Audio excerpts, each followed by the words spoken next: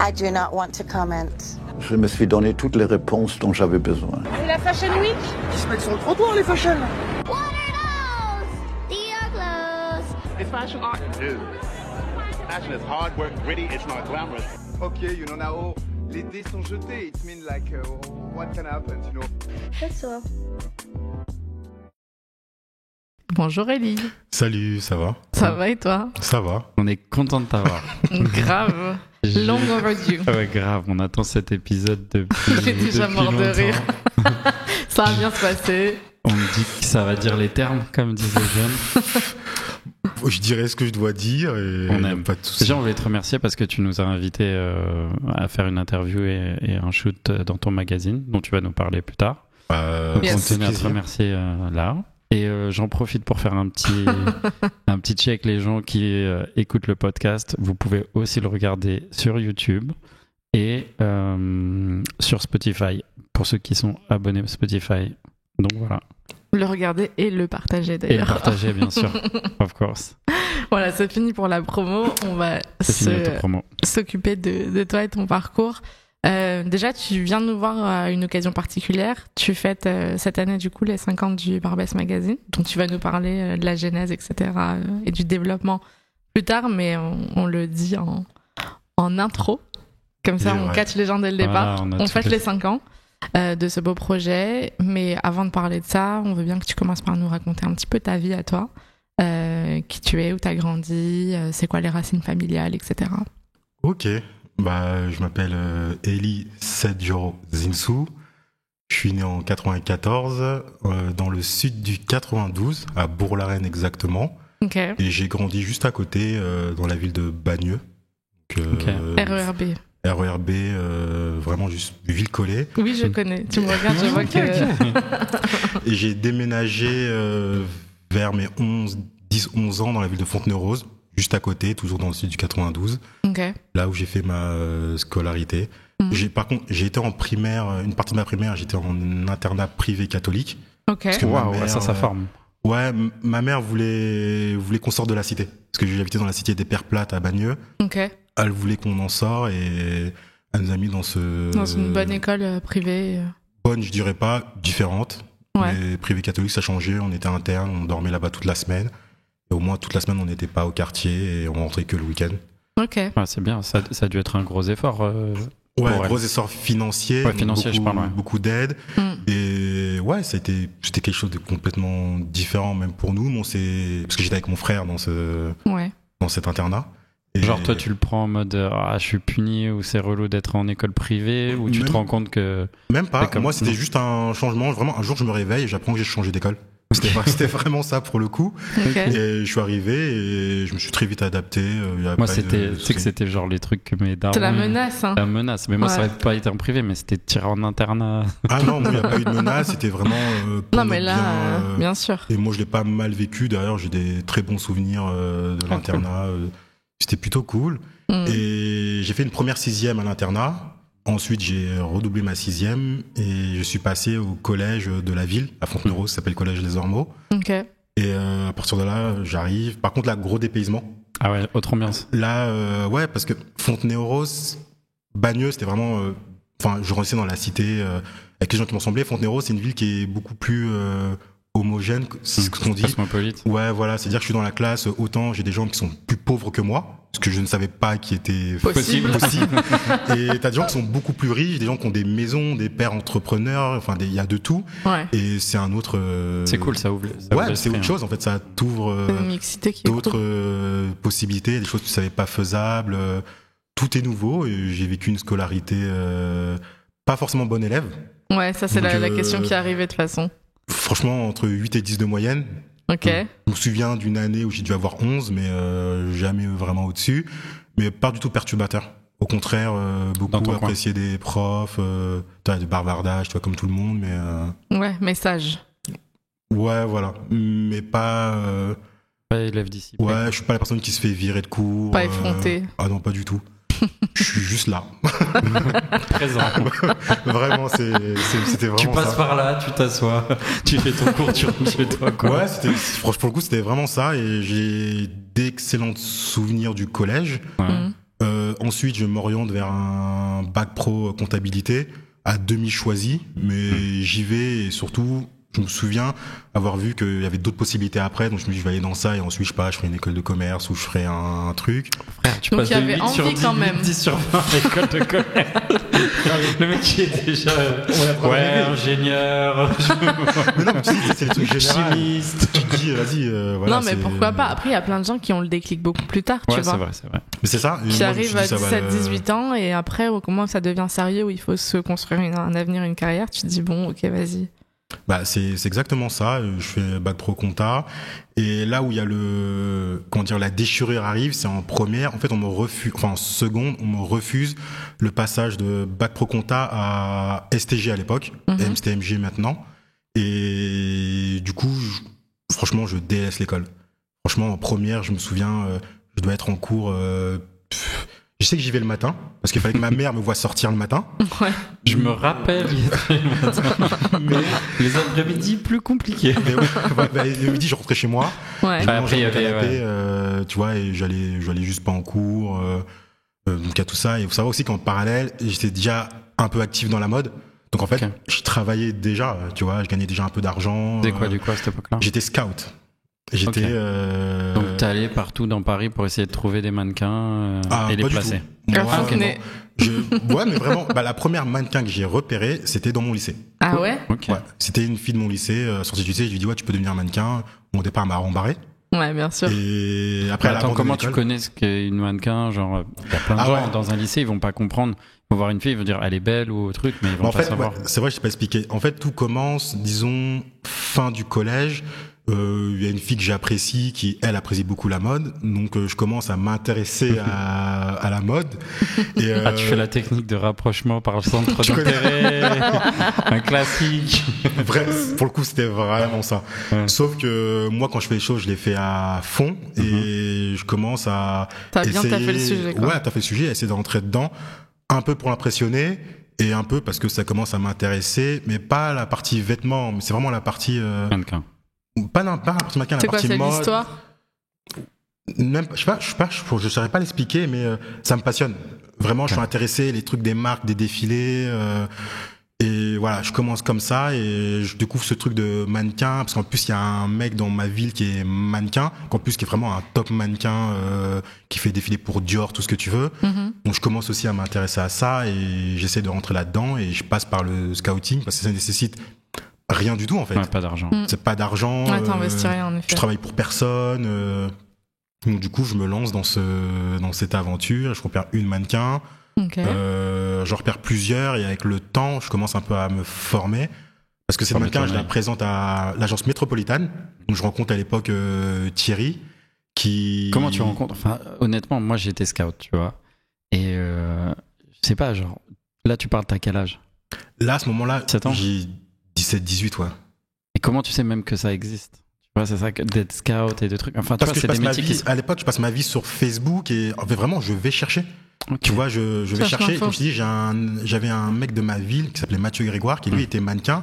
Et à un moment, je me souviens de lui demander comment t'as fait. Il me dit, je me suis fait repérer. Et je découvre l'agence 16, à l'époque 16 men, mais à l'époque elle s'appelait pas comme ça. C'était 16. Ouais. En fait, c'est une agence de scouting uniquement. C'était pas une agence de mannequins. Et t'avais même 16 Magazine avec. Il avait ah ouais, putain, tu vois, il y avait Magazine et l'agence de scout. Okay. Et du coup, je découvre que lui, en fait, c'est pas un agent de mannequin. Enfin, c'est un agent scout, mais il est pas booker.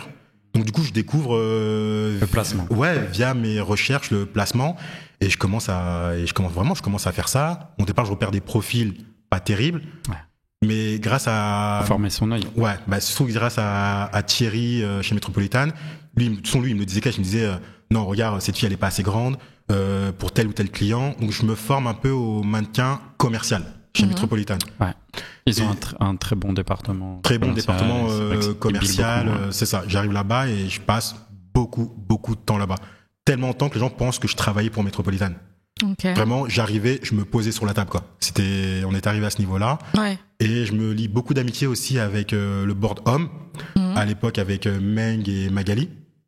Et du coup aussi, je commence à passer beaucoup de temps avec eux. Avec eux, ouais. Et en parallèle, moi, je deviens très productif. Je repère des filles toutes les semaines. C'est-à-dire que je ramène toutes les semaines des nouveaux mannequins, enfin des nouveaux profils chez Metropolitan. Okay. Et en même temps, Thierry me présente à Michel Levaton, à l'époque le président de Metropolitan, et aussi et me présente aussi en parallèle à Éric Dubois et Vincent, qui sont les directeurs de l'agence Silence, qui à l'époque était en fait, Michel avait des parts chez Silence. Il y avait un petit truc, il faisait pas partie de Metropolitan, mais il y avait un lien entre les deux. Et c'est vrai qu'il y avait des fois, il y avait des filles qui étaient considérées trop images, qui du coup, chez Metropolitan, allaient chez Silence. Parce qu'à l'époque, ils avaient un scout en commun aussi. Dans mes souvenirs, ils avaient un scout en commun, donc il y avait des liens. C'est ça. Et du coup, je commence à découvrir le monde de l'image, en fait. Avec, parce que c'est une esthétique complètement différente, l'esthétique de Silence, surtout à cette époque-là. Rien à voir, et l'esthétique de Metro. Ça n'a rien à voir. Je me prends une gifle, on me refuse tous les mannequins que je propose. En plus, Eric est considéré dans le game comme l'agent image par excellence. Là, j'arrive. Là, c'est un step-up, quoi. Ouais, en plus, tu rentrais dans. C'était rue Pontieux, tu rentrais dans l'agence. Par terre, t'avais plein de magazines. Et là, je découvre les magazines, en fait. Il n'y a pas de L ou quoi que ce soit. Là, tu découvres Cell Service, Holiday, qui est devenu mon magazine préféré. Tu découvres tout. Tu découvres aussi la technique, c'est-à-dire que une mannequin arrive, ok, ça, c'est une fille Saint-Laurent. Ça, c'est une fille ça, c'est une fille ça. Et t'as une autre manière de bosser. J'ai déjà vu. Chez Silence, j'ai vu refuser des gros cachets sur des mannequins parce qu'en termes d'image, ça matchait pas. Tu vois, il avait cette vision. Tu sais, on a fait l'épisode de Paul Rolland et ils bossaient beaucoup ensemble. Tu vois, avec Eric, et c'est la même culture de management, de construire des carrières sur le long terme, savoir dire non, pousser les rates. Tu vois, c'est sans compromis, quoi. Voilà, c'était une très très bonne école, quoi. Et avec le temps, j'ai passé aussi beaucoup d'années chez Silence, mais vraiment, je débarquais comme si je travaillais là-bas. En fait, je débarquais, j'ai vu arriver les nouveaux bookers, j'ai vu partir les anciens. C'est devenu une espèce de famille, tu vois. Je représentais des modèles tout le temps, et on est arrivé à un niveau où, quand je repérais un modèle, si elle signait pas chez Silence ou chez Viva aussi à l'époque, parce qu'en parallèle, je commençais à bosser avec Viva, mais j'étais moins présent. Je la gardais pas. J'étais devenu vraiment un scout image, et c'était soit Silence, soit Viva. Sinon, ça m'intéressait pas. Et ce qui est assez drôle, c'est qu'aujourd'hui, je le vois sur les réseaux sociaux, il y a beaucoup de mannequins en agence qui sont mannequins. C'est des filles que j'ai repérées et que j'ai pas gardées, ou que souvent c'est des filles que j'ai pas gardées, mais qui sont encore mannequins. Et en fait, cette ville est remplie de mannequins que j'ai repérés, dont des mannequins que j'ai repérés au fin fond de campagne bretonne. Je pense pas à Sarah Boursin qui est chez Suprême aujourd'hui. Sarah, je l'ai repérée, elle vivait à Cancale en Bretagne, tu vois. Et en fait, j'ai complètement changé son parcours de vie parce qu'elle n'était pas du tout amenée à venir à Paris, à faire tout le parcours mannequin. Enfin, je l'ai même vu changer, tu vois. J'ai vu passer. On lui a fait des trucs avec ses cheveux, mais. Enfin, tu vois, c'était une époque différente. Il y avait plein de. Enfin, j'étais vraiment productif. Tu vois, et des filles comme Sarah, c'est des filles que j'ai aussi accompagnées parce que j'étais un scout qui était présent. Tu vois, plus Sarah à l'époque, c'était venue débarquer à Paris, donc plein de choses. On l'envoie à Londres, personne ne sait où aller. Elle a perdu son téléphone. J'apprends que son téléphone, elle l'a acheté par la fenêtre pour des trucs, non, mais des histoires ouf, tu vois. Modeling story. C'est ça. Elle était bookée pour faire le défilé Alexander Wang à New York. À l'époque, était le défilé qui lançait ta carrière. Il se passe que je crois qu'elle rate l'avion, ou il y a des histoires de trucs où je l'appelle, je lui demande où elle est à l'aéroport. En fait, elle a pas pu prendre l'avion parce que sa valise était trop lourde. Donc je lui ai dit, mais tu sais, des histoires comme ça. Et j'étais pendant plusieurs années, j'étais ce scout très présent à Paris, et jusqu'à peut-être 2017 où j'ai commencé à être moins impliqué. Et ça s'est vu aussi dans la représentation, dans les mannequins que je représentais. J'étais beaucoup moins impliqué parce que il y a une baisse de volonté qui était due à une autre réalité du game. C'est que moi, je viens de banlieue. C'est que j'ai beau être chez Metropolitan, Silence, voir la mode et tout, le soir, je rentre en banlieue. Tu vois, je rentre dans une autre réalité. Et il y a dans ma vision de la mode, dans ma vision de la beauté, forcément, ça implique aussi, ça impacte beaucoup ce que je fais, et je leur ramène que des mannequins noirs ou arabes. Littéralement, je ne des mannequins caucasiens, c'était pas enfin, mon œil ne les remarquait pas. Tu vois, en plus, c'était l'époque où il y avait que des Russes, que des, enfin, tu vois, que des Noirs et des Arabes, comme on dit. Et on me dit non. Franchement, on a une époque où je me souviens très bien, on me dit face to face, on peut pas la signer, on vient de signer 2 mannequins noirs. Ouais. Alors, tu vois, quand on te dit ça, tu dis mais et alors pourquoi pas 3 Bah oui, pourquoi pas 10 et... Tu dis pas à une fille blanche, ah excuse-moi, on peut pas te signer, on a signé 2 blanches cette semaine. C'est ça, tu vois, j'ai eu ce problème mais de front, tu vois. Et qu'est-ce que tu dis à la modèle en fait? Tu vois, qu'est-ce que tu lui dis? Mais toi, tu le prends comment personnellement vu que t'es noir aussi? Moi, je le prends super mal. Moi, je suis moi, je le prends. Non, mais je veux dire, mal. tu vois, moi, on me l'a déjà dit, mais moi, je suis pas noir, tu vois. Je trouve ça injuste, mais ça m'impacte sûrement beaucoup moins que toi, tu vois. Ah, mais moi, je le prends super mal parce que surtout, comme je t'ai dit, je repère que ça quasiment. Tu vois, et encore, j'ai envie de te dire, finalement, j'arrivais à les placer des fois on attendait un peu que la saison passe, et du coup, c'est vu que l'agence avait besoin de mannequins noirs, et du coup, on te rappelle, t'aurais pas, vraiment, on t'appelle littéralement, t'aurais pas 1 ou 2 mannequins black, tu vois, c'est ce qu'on te dit au téléphone. Ouais. Oui, mais parce que tout ça, c'est régi par une industrie de clients qui ne demandent pas de mannequins noirs. C'est pour ça que j'ai jamais. C'est l'offre et la demande, quoi. C'est ça, c'est pour ça que finalement, j'ai jamais chacun attaqué. Se rejette la faute sur l'autre. Ah oui, mais il n'y a pas d'offre. Et après, quand on te dit oui, mais il n'y a pas de demande. Ah oui, mais il n'y a pas de demande parce qu'il n'y a pas d'offre. Tu vois, c'est facile. C'est ce que moi, j'avais un peu reproché. Je dis, mais proposez-leur, tu vois. Et finalement, j'étais en mode, ok. En plus, j'étais plus jeune qu'aujourd'hui. Donc, je lui dis, juste ok, j'allais voir ailleurs. Et je viens de te dire, c'était moins pire que les mannequins arabes. Ça l'est toujours. Non, mais vraiment, pour le coup, j'en ai repéré plein. Je me souviens de Yasmine, qui aujourd'hui travaille dans le caviar. Tu vois, qui pour moi a pas eu la carrière qu'elle aurait dû avoir. Elle fait beaucoup de beauté et je crois qu'on peut encore aujourd'hui la voir chez Sephora, tu vois.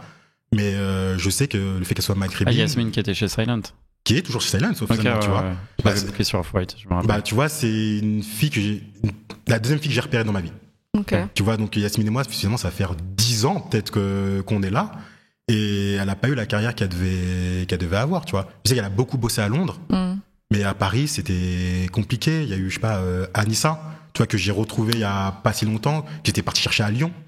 Tu vois, pareil, t'as vu de la France quand même. Moi, je prenais le TGV pour aller voir des mannequins. Vraiment, je prenais le TGV pour rencontrer les parents, les machins. Je suis allé à Besançon. Mais tu les repérais comment, du coup? Tu te déplaçais? Beaucoup de réseaux sociaux. À l'époque, beaucoup Twitter, parce que les gens n'étaient pas sur Twitter, mais moi, j'y étais à fond. Okay. Et j'étais même devenu le scout de Twitter. Genre, je recevais des gens qui m'envoyaient des messages. Tiens, c'est vrai qu'on va l'appeler comme ça, l'épisode, le scout de Twitter.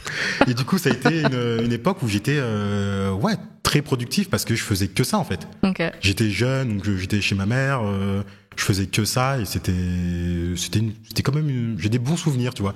Malgré quelques péripéties, mais j'en garde quand même des plutôt bons souvenirs.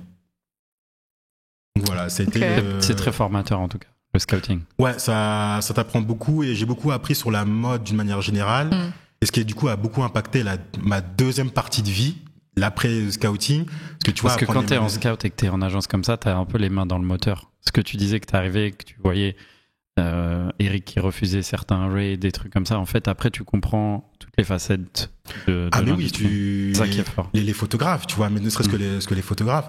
Tu vois, t'apprends que vaut mieux faire 2 pages dans le self-service avec Ezra Petriono que faire 10 pages dans le Elle, je sais pas quel pays, ou le Vogue de je sais pas quel pays. Enfin, tu vois, on est dans ce dynamique-là, on est dans. Ah, tu comprends les tu vois, enjeux. Il y a une liste, pour certains mannequins, il y a une liste de magazines et de photographes. Et en dehors de cette liste, on fait pas. Ah, bien sûr. Ouais. Tu vois, on est dans ce niveau-là et ça marche aussi. Surtout, je vois que ça marche. T'as des mannequins qui sont là depuis des années, qui bossent peut-être pas beaucoup, mais qui font des jobs parfums, de grosses marques, des défilés. Enfin, tu vois, je me souviens de Ottilia Simon qui faisait que Chanel pendant un moment. On l'a eu au podcast, Ottilia. Ouais. Tu vois. On l'adore. Ah oui, c'est là que j'ai découvert le podcast. C'est là que j'avais découvert. J'étais chez Silence à ce moment-là. Et Eric disait, Ottilia passe dans le truc et tout. Si, je me souviens très très bien. Je me souviens. Et du coup, je suis parti écouter. Ok. C'est Eric qui m'a fait découvrir le podcast, on va dire. Voilà, la boucle est bouclée. Mais du coup, c'est des choses comme ça, tu vois. Je vois le travail sur Ottilia Simon, qui est là après tant d'années, qui pendant un moment, je te dis, faisait que le défilé Chanel. En termes de magazines, tu la voyais que dans le Vogue ou dans des magazines bien précis. Enfin, tu vois, il y avait toujours un sujet, c'était jamais magazine pour magazine ou marque pour marque, tu vois. Ouais. C'est pas des logiques de volume. Aujourd'hui, je crois qu'elle a fini au Holiday Magazine. Exactement. Tu vois, c'est quand même une fin de carrière. C'est quand même une. Tu vois, quand tu mannequin de son niveau et de son âge, souvent les gens ils retombent dans la vraie vie, tu vois. Et puis mais là, quand même une suite qui, je pense, aurait pas été pareil dans une autre agence. Tu vois, il y a vraiment ce truc. Donc, j'ai beaucoup appris chez Silence, Eric, Patricia, tu vois. Marianne. Marianne, bah oui. Marianne, avec qui on parle beaucoup de triathlon en ce moment. Ah, pourquoi t'es sur ça? Je fais un triathlon en début juillet. Parce que je suis pas à fond dans la natation, mais tout ce qui est vélo et footing. Et du coup, avec Marianne, dès qu'on se voit, dès qu'on se parle. Elle a des potes qui sont très, très, très sérieux. On en parlait l'autre jour. Elle a des mecs qui font le triathlon. Je sais pas, je connais même pas les chiffres, mais. Ouais, ils font des L, c'est genre des je sais pas, des 180 km de vélo, des trucs de ouf, ça c'est un autre niveau. Mais du coup, à Silence, jusqu'à aujourd'hui, on est toujours proche. Samir, Marianne, surtout, parce qu'ils sont plus de mon âge. Et tu vois, Samir, je l'ai vu arriver chez Silence, tu vois. Je l'ai vu arriver au département image. Donc il y a tout ce truc, on se parle toujours, on a un groupe WhatsApp. Donc, il a bien évolué, il a bien grandi, c'est devenu un patron maintenant. C'est devenu un patron qui gère ses mannequins et tout. C'est cool quand tu vois des gens arriver et que tu les vois évoluer dans le bon sens sur le long terme et tout. C'est ça. Voilà, Silence toujours là et j'y passe de temps en temps. Ok. Juste si on revient un petit peu sur le premier pas, comment tu sautes le pas, comment t'approches les premières agences et tout. Quel souvenir t'en gardes? Tu vois, comment était l'accueil? Comment t'as dû te présenter pour pouvoir créer ce lien? Le premier souvenir qui me vient, c'est moi qui envoie un message à un photographe sur Facebook pour avoir le contact d'IMG et le photographe qui me dit qu'il peut pas me le donner. Tu vois, donc, un classique, un autre. Un classique de la mode, tu vois. Et ce qui est assez drôle, c'est qu'une semaine après, je me retrouve en rendez-vous chez IMG parce que j'ai quand même trouvé le contact. Et à l'époque, j'étais rue les anciens bureaux dans le 16e. À côté de l'Opéra. Ah non, c'est oui. Tu vois, et à ce moment-là, j'ai le mec qui est trop content de me voir parce qu'en fait, il me fait comprendre que ils ont un intérêt à travailler avec des scouts français parce que sans les scouts, ils ont pas de mannequins et que pour une agence de mannequins française, c'est mieux d'avoir des Français basés à Paris que de devoir faire flyer des Américaines, des machins, des trucs et tout. Donc le mec, il me donne sa carte, il me dit tu m'envoies quand tu veux, dès que t'as une fille, si t'es pas sûr, tu m'envoies. Donc en fait, c'était Patrick Lemire à l'époque ou quelqu'un d'autre? Non, c'était un Espagnol. J'ai complètement oublié son nom, mais je me souviens qu'il était l'assistante. Enfin, il bossait avec une dame qui est, je crois, toujours chez MG. Johanna. Donc, qu'on adore. Tu vois, donc je sais qu'il était supervisé par Johanna. J'ai pas rencontré Johanna, mais voilà, il bossait avec elle. C'était son assistant. La directrice des New Face. C'est ça. Et du coup, voilà, je débarque chez MG et là, en fait, je découvre que ce game va être compliqué. Tu vois, parce que j'ai compté. Vraiment, je sais pas pourquoi j'ai ce souvenir de ce photographe puisqu'on connaît tous. C'est ça le pire. Allez, balance le nom. Je me souviens, Joseph. Désolé, mon gars. Tu vois, je me souviens, lui envoyer un message sur Facebook et il me dit qu'il peut pas. Je sais pas pourquoi il me dit qu'il peut pas. Il y a un problème sur son ordinateur, je crois que c'est pour ça. Mais tu vois, je l'en veux pas, tu vois, parce qu'en plus on s'est recroisés il y a pas si longtemps que ça. C'est un bon gars, tu Joseph, en plus. Mais c'est ça le pire, c'est que dans la mode, t'as que des bonnes personnes. T'as pas de mauvaises personnes. T'as personne qui est. Non, t'as pas jusque là, mais bon. Pour moi, t'as pas grand monde qui est profondément méchant. Tu vois, t'as que des équipes, des gens avec des intérêts, des machins, mais t'as personne qui est profondément méchant. Tu vois, après oui, c'est pas toi que je. L'être humain. Ne se prononce pas. Mais du coup, c'est le premier souvenir que j'ai.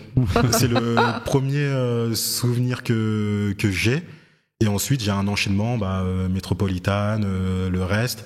Mais le premier souvenir est, je dirais pas forcément positif, mais ça m'a ouvert les yeux sur le reste en fait. Et du coup, quand je débarque chez Métropolitane, je me souviens d'envoyer un email à Vincent qui était chez M Management à l'époque avec Magali, et il me répond, il me propose un rendez-vous. Et bizarrement, pendant le rendez-vous, c'est même pas lui que j'ai vu Thierry, et avec qui on a parlé pendant des heures. Okay. Parce qu'avec Thierry, je parle toujours pendant des heures. Il faut savoir. Et du coup, boum, ça a commencé comme ça, et j'ai enchaîné après avec la suite. Après, j'ai bien évidemment bossé avec plein d'autres agences, mais très vite, je me suis focalisé sur Viva et Silence pour tout ce qui était image, et Métropolitane pour le commercial. Parce que je me suis dit, il n'y a pas besoin de plus. Tu vois, chez Métro, ils font des showrooms, du commercial, des machins. Et pour l'image, je me dis, si la fille est chez Silence et Viva, c'est que c'est bon signe. Si elle n'est pas dans ces deux agences, c'est qu'il n'y a pas forcément une bonne carrière qui s'annonce et tout. Ok. Donc voilà, c'était mes Il y a plein de filles qui ont pas été là-bas qui ont des super carrières. Hein. C'est vrai. C'est un peu ce que eux ont réussi à raconter en storytelling et ça marche. C'est ça. Donc moi, de toute façon, je l'ai vu. Et après aussi, ça dépend. Qu'est-ce que tu appelles les bonnes carrières? Parce qu'il y a des mannequins que j'ai repérés il y a des années qui bossent encore à l'heure où je te parle.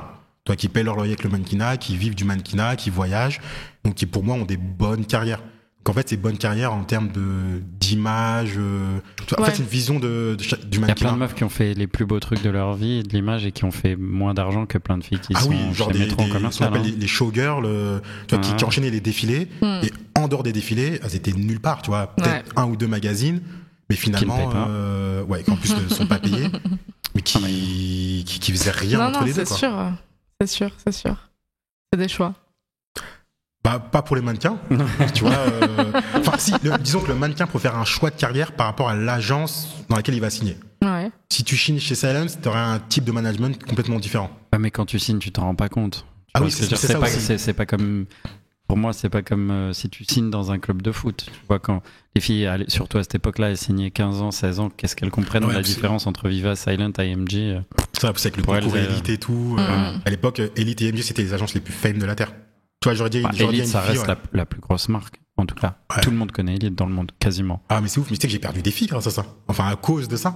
Je me souviens, parce qu'en fait, tu rencontres une fille, tu lui dis, tu lui fais comprendre qu'elle peut devenir mannequin. Elle le savait pas. Du coup, qu'est-ce qu'elle fait? Elle va se renseigner. Et qu'est-ce qu'elle voit? C'est exactement ça. Elle voit que du coup, l'agence en chef, c'est Elite, et du coup, t'as plus de nouvelles d'elle. Et du coup, tu la vois qu'elle participe au concours Elite, soit se fait recal et elle revient vers toi, soit du coup, t'as plus de nouvelles d'elle. Tu débarques et toi, tu lui dis, écoute, on va aller soit chez Silent, soit chez Viva, des agences qui sont inconnues au grand public. Ouais. Et elle va te dire, c'est ça en fait. Tu vois, c'est ouf. Et je me souviens, j'ai une mère de famille qui avait appelé chez Viva en disant oui, on a rencontré un scout qui dit qu'il travaille avec vous. Et elle est tombée sur Julie Provenzano. Et du coup, Julie a dit oui, Elie, on le connaît et tout, il n'y a pas de souci, etc. Après, Julie m'avait appelé. Julie Provenzano qui est la scout in-house de chez Viva depuis des années, avec qui je m'entends super bien.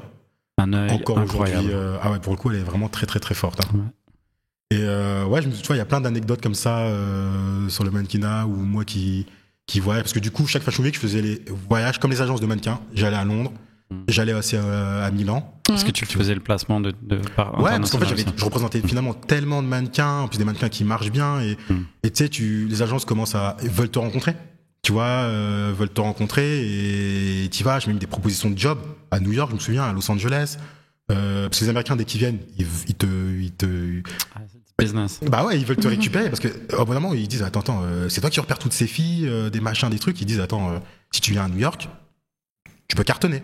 Tu vois, j'ai jamais été attiré par le pays, mais enfin, tu vois, j'ai eu des années de gloire, on va dire, où c'était la folie. Je me rappelle que ton nom est tourné grave. Ah bah ouais, j'ai eu Clarisse Lemoine qui était devenue, qui avait un bon démarrage avec Gucci exclusif. Finalement, Gucci, après leur défilé à Londres, l'ont annulé. Et boum, elle tombe sur Natasha Ramsey-Levy qui arrive chez Chloé et qui la kiffe. Et boum, elle devient mannequin cabine chez Chloé pendant 4 ans. Et on sait tous que mannequin cabine en termes d'argent. C'est des bonnes commissions. Je crois qu'elle s'est acheté un appartement en plus. Ah, mais tu vois, mannequin cabine, c'est en termes d'argent, c'est des trucs. Et vraiment, ça a été à l'école. Donc, je crois qu'elle avait son petit bureau chez Chloé. Enfin, vraiment, elle était in-house. Et ce qui était très, très gros, c'est qu'il y a une collection où en fait, il y a un imprimé, c'est elle en fait. Genre à quel point elle était devenue c'était assez drôle. J'en ai plein des petites histoires comme ça avec des mannequins. Ça rappelle des souvenirs. Non, mais c'est ça qui est intéressant. Mais du coup, t'as été doublement audacieux parce qu'il faut avoir l'audace d'approcher les agences de mannequins et l'audace aussi de tous les jours se lever, aller aborder des nanas dans la rue en leur disant tu peux devenir mannequin. Enfin, j'ai jamais fait comme ça. Franchement, un grand noir d'1m92 à Paris qui aborde une fille qui parle de mannequinat. Ouais, tu peux te faire arrêter très rapidement. Non, mais elle va pas me croire, tu vois ce que je veux dire. Elle va juste penser que. C'est marrant que tu dis ça parce que moi, je l'ai fait un peu. Maintenant, je le fais plus du tout. Mais hier, j'étais en vélo dans mon quartier et j'en ai vu une et j'ai dit, je vais m'arrêter. Je suis avec les AirPods, le truc, elle va me prendre pour un ouf. J'ai tracé. Bah voilà, moi maintenant j'ai une technique quand je le fais que j'aime tout seul, je le fais plus parce que tu vois, je trouve chelou un peu. Mais quand je suis avec mon équipe ou avec des gens, je suis plus à l'aise de le faire, tu vois, parce que la personne elle va se sentir moins visée quand il y a un groupe, tu vois, genre t'es dans un groupe et que tu te déplaces. Et maintenant, je donne mon Insta. Je dis, tiens, c'est mon Insta, ajoute-moi si ça t'intéresse. Tu vois. Au moins, tu vois, tu vas pas. C'est elle qui prend le pas ou lui qui prend le pas de truc et il voit qu'il y a un truc. Et au moins. En tout cas, moi, maintenant, j'utilise ça quand je le fais de temps en temps, mais c'est plus facile. Ouais, non, moi, j'ai jamais arrêté. Je suis jamais sorti en me disant, je vais repérer des filles dans la rue. J'étais sur Insta. En plus, moi, à l'époque, mon Insta, il était full mannequinat, des posts, les magazines, les défilés et tout, et les stories et autres. Donc, quand je vois un message, la fille a voyé tout de suite que voilà, c'était mannequinat, que c'était réel. Donc c'était beaucoup plus simple. Et en plus, avec le temps, les gens m'envoyaient directement des messages. Tu vois, donc, bien sûr, c'est ça qui est bien. j'ai une amie. Les filles ramènent des copines aussi, souvent. C'est ça. Il y a eu beaucoup ça. Mais non, c'est vrai que j'ai jamais arrêté de filles dans la rue. Ok. Je suis trop timide. Non, bah quand même, il a fallu avoir un peu d'audace quand même pour se lancer dans tout ça, tu vois. Ah, d'audace, j'en ai, ça, oui. De toute façon, j'avais rien à perdre. J'y suis allé. Et surtout, voilà, je leur apporte du business techniquement, tu vois, parce que c'est une affaire de business. Ouais. Donc, j'avais aucune raison de me claquer la porte. Et d'ailleurs, jamais personne m'a claqué la porte. Donc, au contraire, les gens, vraiment, voulaient travailler avec moi et c'était moi qui étais devenu sélectif. Ouais. Donc, à ce niveau-là, j'ai jamais eu de soucis. J'y suis allé et c'est un milieu, c'est vrai, qui est dit fermé. Mais si tu leur apportes quelque chose dont ils ont besoin, ils vont t'ouvrir grand les portes. Hein. C'est aussi simple que ça.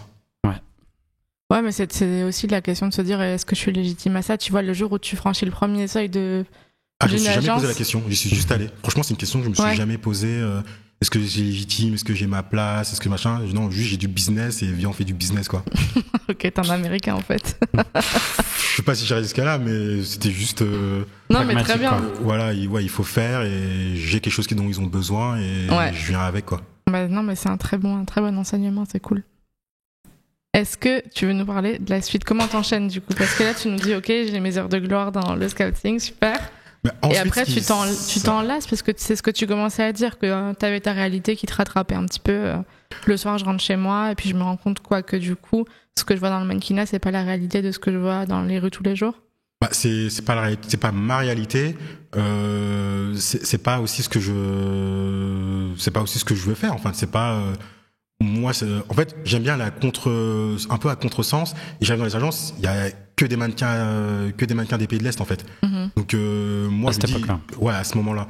Et moi, je me dis, je vais ramener quelque chose de différent. Et je me souviens même, encore une fois pour l'anecdote, je parle à Thierry et j'explique à Thierry, je dis, il n'y a pas de mannequin indien dans le game. Je me souviens, mais genre quelques temps après, je tombe sur un Insta, etc. Et avec Thierry, on tombe sur Pooja More. À ce moment-là, elle est en Inde, elle est dans une agence indienne qui connaît rien du tout au mannequinat. Je sais pas comment Thierry a géré le truc et tout. Il signe Pooja More, mais on la connaît pas, hein, vraiment. C'est une inconnue au bataillon et elle commence par faire Louis Vuitton croisière. Et à partir de là, je me souviens, moi je vois sur Instagram qu'elle arrive à Paris. En plus moi, Pooja, je lui parlais sur Insta et tout, etc. Je lui dis putain, je suis trop content, tu viens à Paris. Je vois qu'elle est à Paris, je débarque chez Métropolitane. Je me souviens, je parle à David, je dis Pooja, elle est où? Il dit Pooja, elle est pas là. Je dis mais comment ça? Il dit Pooja, elle est chez Premium. Et en fait, je découvre qu'il y a eu des micmacs avec son agence à New York parce que Métropolitane, enfin tu connais les trucs des agences, tu vois, des micmacs. Et en fait, Pooja était partie. Elle était plus là, quoi. Elle était partie dans une autre agence. Je crois d'ailleurs après Premium, elle a fait une autre agence. Après, je crois qu'elle a fini chez Viva maintenant. Mais il y a eu plein de trucs. Mais tu vois, c'était que ça. Moi, j'ai toujours aimé.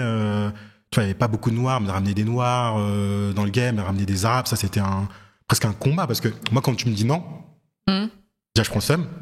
Il faut dire que t'es un mec qui peut avoir le seum très rapidement. Ouais, tu peux le dire, vas-y. Oui, je prends très rapidement le seum. Mais par contre, je suis pas dans cette dynamique. Je vais pas t'insulter comme ça. Je vais te montrer. Je vais attendre un peu avant. Oui, je vais attendre et je vais surtout te prouver que t'as tort parce que quand je viens et je te dis quelque chose, je suis quasiment convaincu d'avoir raison. Et quand je dis que ça, il en faut, tu vois, quand je leur dis qu'il n'y a pas de mannequin maghrébin, pas de mannequin arabe dans le game et que du coup on peut jouer cette carte auprès des clients pour leur dire regardez, ils peuvent le marché Dubaï, le marché du Moyen-Orient et surtout qu'il y a des arabes en France en fait. Donc au bout d'un moment, ça ce serait bien de passer le message. Tu vois, en fait c'est juste mettre, pour moi c'est juste la normalité, tu vois. Mais voilà, ça a pas fonctionné, tu vois. Je pense à Yasmine, je pense à Anissa, je pense à Anissa, elle est en train d'avoir un...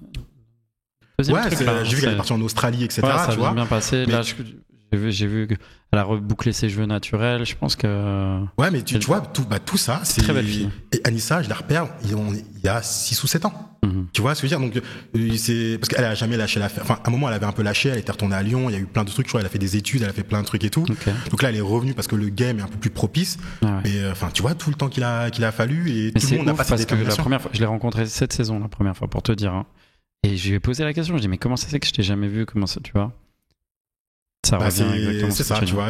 J'ai encore des polas d'elle et tout. Ouais, c'est que se lisser les cheveux. Ouais, elle en parlait, c'est exactement ça dont elle parlait. Bah ouais, non, il y a eu ça. Et en plus, surtout que ça fait pas du 34-36. Ouais, enfin, tu vois, pareil, la deuxième chose dont elle a parlé. Bah, tu vois, c'était compliqué. Et il y avait aussi ça aussi que j'ai oublié de dire, c'est que moi, je commence à être gêné à devoir dire à des filles, il faut que tu perdes.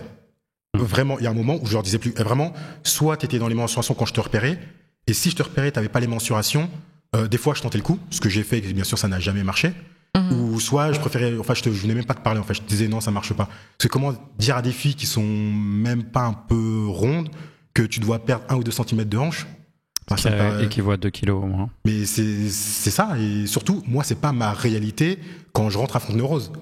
Surtout en tant que mec, c'est pas du tout ma réalité. Donc je me dis, c'est quand ça me saoulait en fait. Et surtout à ce moment-là, je suis encore jeune et vas-y, j'ai juste plus envie en fait.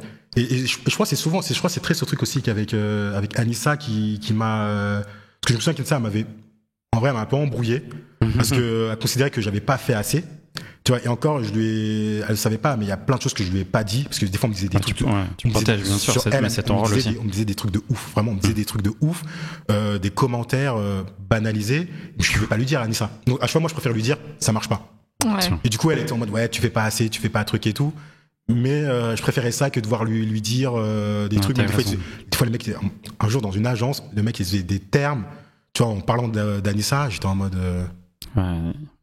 Ça reste une personne, quoi. Vas-y. Tu vois. Bien sûr. Donc j'ai préféré, avec le temps, partir. Et j'avais aussi d'autres envies, en fait. Ouais. Tu vois, j'avais cette volonté de magazine. D'où elle vient cette idée, justement, d'avoir un magazine, alors, du coup? Bon, attends, je prends un verre d'eau. Allez. Partout. Ça va commencer. De base, moi, je suis toujours dans le maquillage, dans la mode. En plus, ça me rapporte beaucoup d'argent. Pour le coup, vraiment, je gagne bien ta vie. Je gagne bien ma vie. Pour expliquer, tu vis des commissions qui sont générées par les mannequins. Et pas que, c'est que, je t'expliquais, il y avait des mannequins que je gardais pas. Et en fait, je commence à développer des deals avec certaines agences, et que les filles commerciales, en fait, je leur donne, je suis pas agence mère, mais ils me payent un cachet. Ouais. Donc, dis-toi, à ce moment-là, je repère 3-4 filles par semaine. Donc en fait, à chaque fois, 1500, plus les commissions et les machins et tout. Ça va vite. Donc je gagne beaucoup d'argent. Et moi, j'avais cette envie aussi d'avoir un magazine, mais je voulais pas travailler dans un magazine, ça m'intéressait pas du tout. Okay. Et là, j'appelle un ami qui s'appelle Pierre, et à l'époque, il y avait un blog. Okay. Et en fait, je me souviens, j'avais fait des photos pour son blog, etc. Et je me souviens que ça s'était bien passé, mais j'avais pas aimé la manière. Ah, ok, je viens de faire le rapprochement avec quel Pierre c'est. En fait, putain. Okay. Parce que du coup, elle sait pas l'histoire, du coup, elle regarde comme ça de qui vous parlez. Ah, si. Ah, tu sais. Oui, mais du coup, on vient du même collège, en fait, on vient de la même ville, on habite à côté, tu vois, même son frère sortait avec sa sœur sortait avec mon frère, donc vraiment, on était amis, tu vois, et du coup, lui, il avait un blog dans la mode, parce que je commence à travailler dans la mode, et plein de gens autour de moi commencent à s'intéresser, dont Pierre et d'autres amis, donc tout le monde commence tous à aller à Paris ensemble, en fait. Okay. Et Pierre monte ce fameux blog, et c'est un pote à moi, donc moi, je suis dans son truc et tout, et je fais des photos pour lui. Vous êtes de la même ville, du coup? Ah, mais complètement. Même collège, on a passé beaucoup de temps ensemble. Et voilà, donc je fais des photos pour lui. À l'époque, il interviewe ce qu'aujourd'hui on appelle un influenceur, mais à l'époque, il n'y avait pas de terme, en fait. Et il interviewe, et moi, j'avais pas aimé la manière dont cet influenceur avait un peu négligé l'interview, tu vois. En mode, je crois que Pierre lui avait envoyé, le mec, il avait dit, ouais, genre, il avait envoyé un smiley en mode, ouais, bien joué, mais sans plus de réaction, tu vois. Ce détail a son importance. Et un jour, j'appelle Pierre, je lui dis, écoute, viens ton magazine, on le rebrande. En fait, viens ton blog, on en fait un magazine. Moi, je le finance, et voilà, c'est ton magazine, on est à 2 dessus, mais c'est c'est ton truc, on le fait. Et on commence à produire le truc, on shoot le premier édito. En fait, et pendant le shooting du premier édito, il m'annonce qu'il a déjà programmé le second édito et qu'en fait, le styliste du second édito, ça va être cet influenceur qui, pour moi, l'a un peu négligé. Okay. Moi, je lui dis, gros, tu vois, je suis en mode non, en fait. Le mec, il t'a manqué de respect. Ça, c'est le fameux seum dont on parlait tout à l'heure. Bah ouais, mec, t'as manqué de respect et tu lui donnes de la force, tu vois. Et déjà, j'avais pas trop aimé ce côté-là, en fait. Franchement, c'est un truc qui, je me souviens, ça m'avait énervé de ouf. Et même la ligne éditoriale dans laquelle il voulait se lancer, ne me correspondait pas. En fait, c'est pas me correspondait pas. En fait, elle me plaisait pas, en sachant qu'en parallèle, moi, je bosse avec des Silence et des Viva, donc je connais les magazines. Ouais. Tu vois, ce que je veux dire, c'est-à-dire que je sais que là où il va, c'est pas un truc quali, ça va devenir un magazine random, comme il y en avait plusieurs à Paris. Et moi, le but, c'était de faire un truc qui soit reconnaissable. Et je lui fais ce que j'appelle une Mark Zuckerberg. Et en fait, franchement, je le ghost. En vrai de vrai, c'est la réalité, c'est que je le ghost. Je lui donne plus de nouvelles à Pierre. Et je lance le Barbès. Mais quand tu dis je lance le Barbès, c'est quoi? C'est que tu repars de zéro? Je repars de zéro. Je cherche un nom, je cherche une idée, je réfléchis sur plein de trucs et je lance mon magazine en solo, enfin avec mon ami Steven. Enfin, tu sais, on est un groupe avec Steven, Pierre, etc. Je lance le Barbès, je shoot mes éditos de mon côté. Je fais, tu vois, j'ai fait appel à une pote qui s'appelle Victor Sévenot, qui est styliste. Qui vient aussi de Fontenay-aux-Roses. En fait, on vient tous de Fontenay. Okay. On est tous au collège ensemble. Une petite mafia. Vraiment. Et du coup, on embrasse Perrin pour savoir si c'est quelqu'un de notre équipe. Ouais, non, mais en réalité, malgré tout ce truc, franchement, le problème, il est venu de moi. Moi, je te le dis objectivement, je suis quelqu'un de très objectif.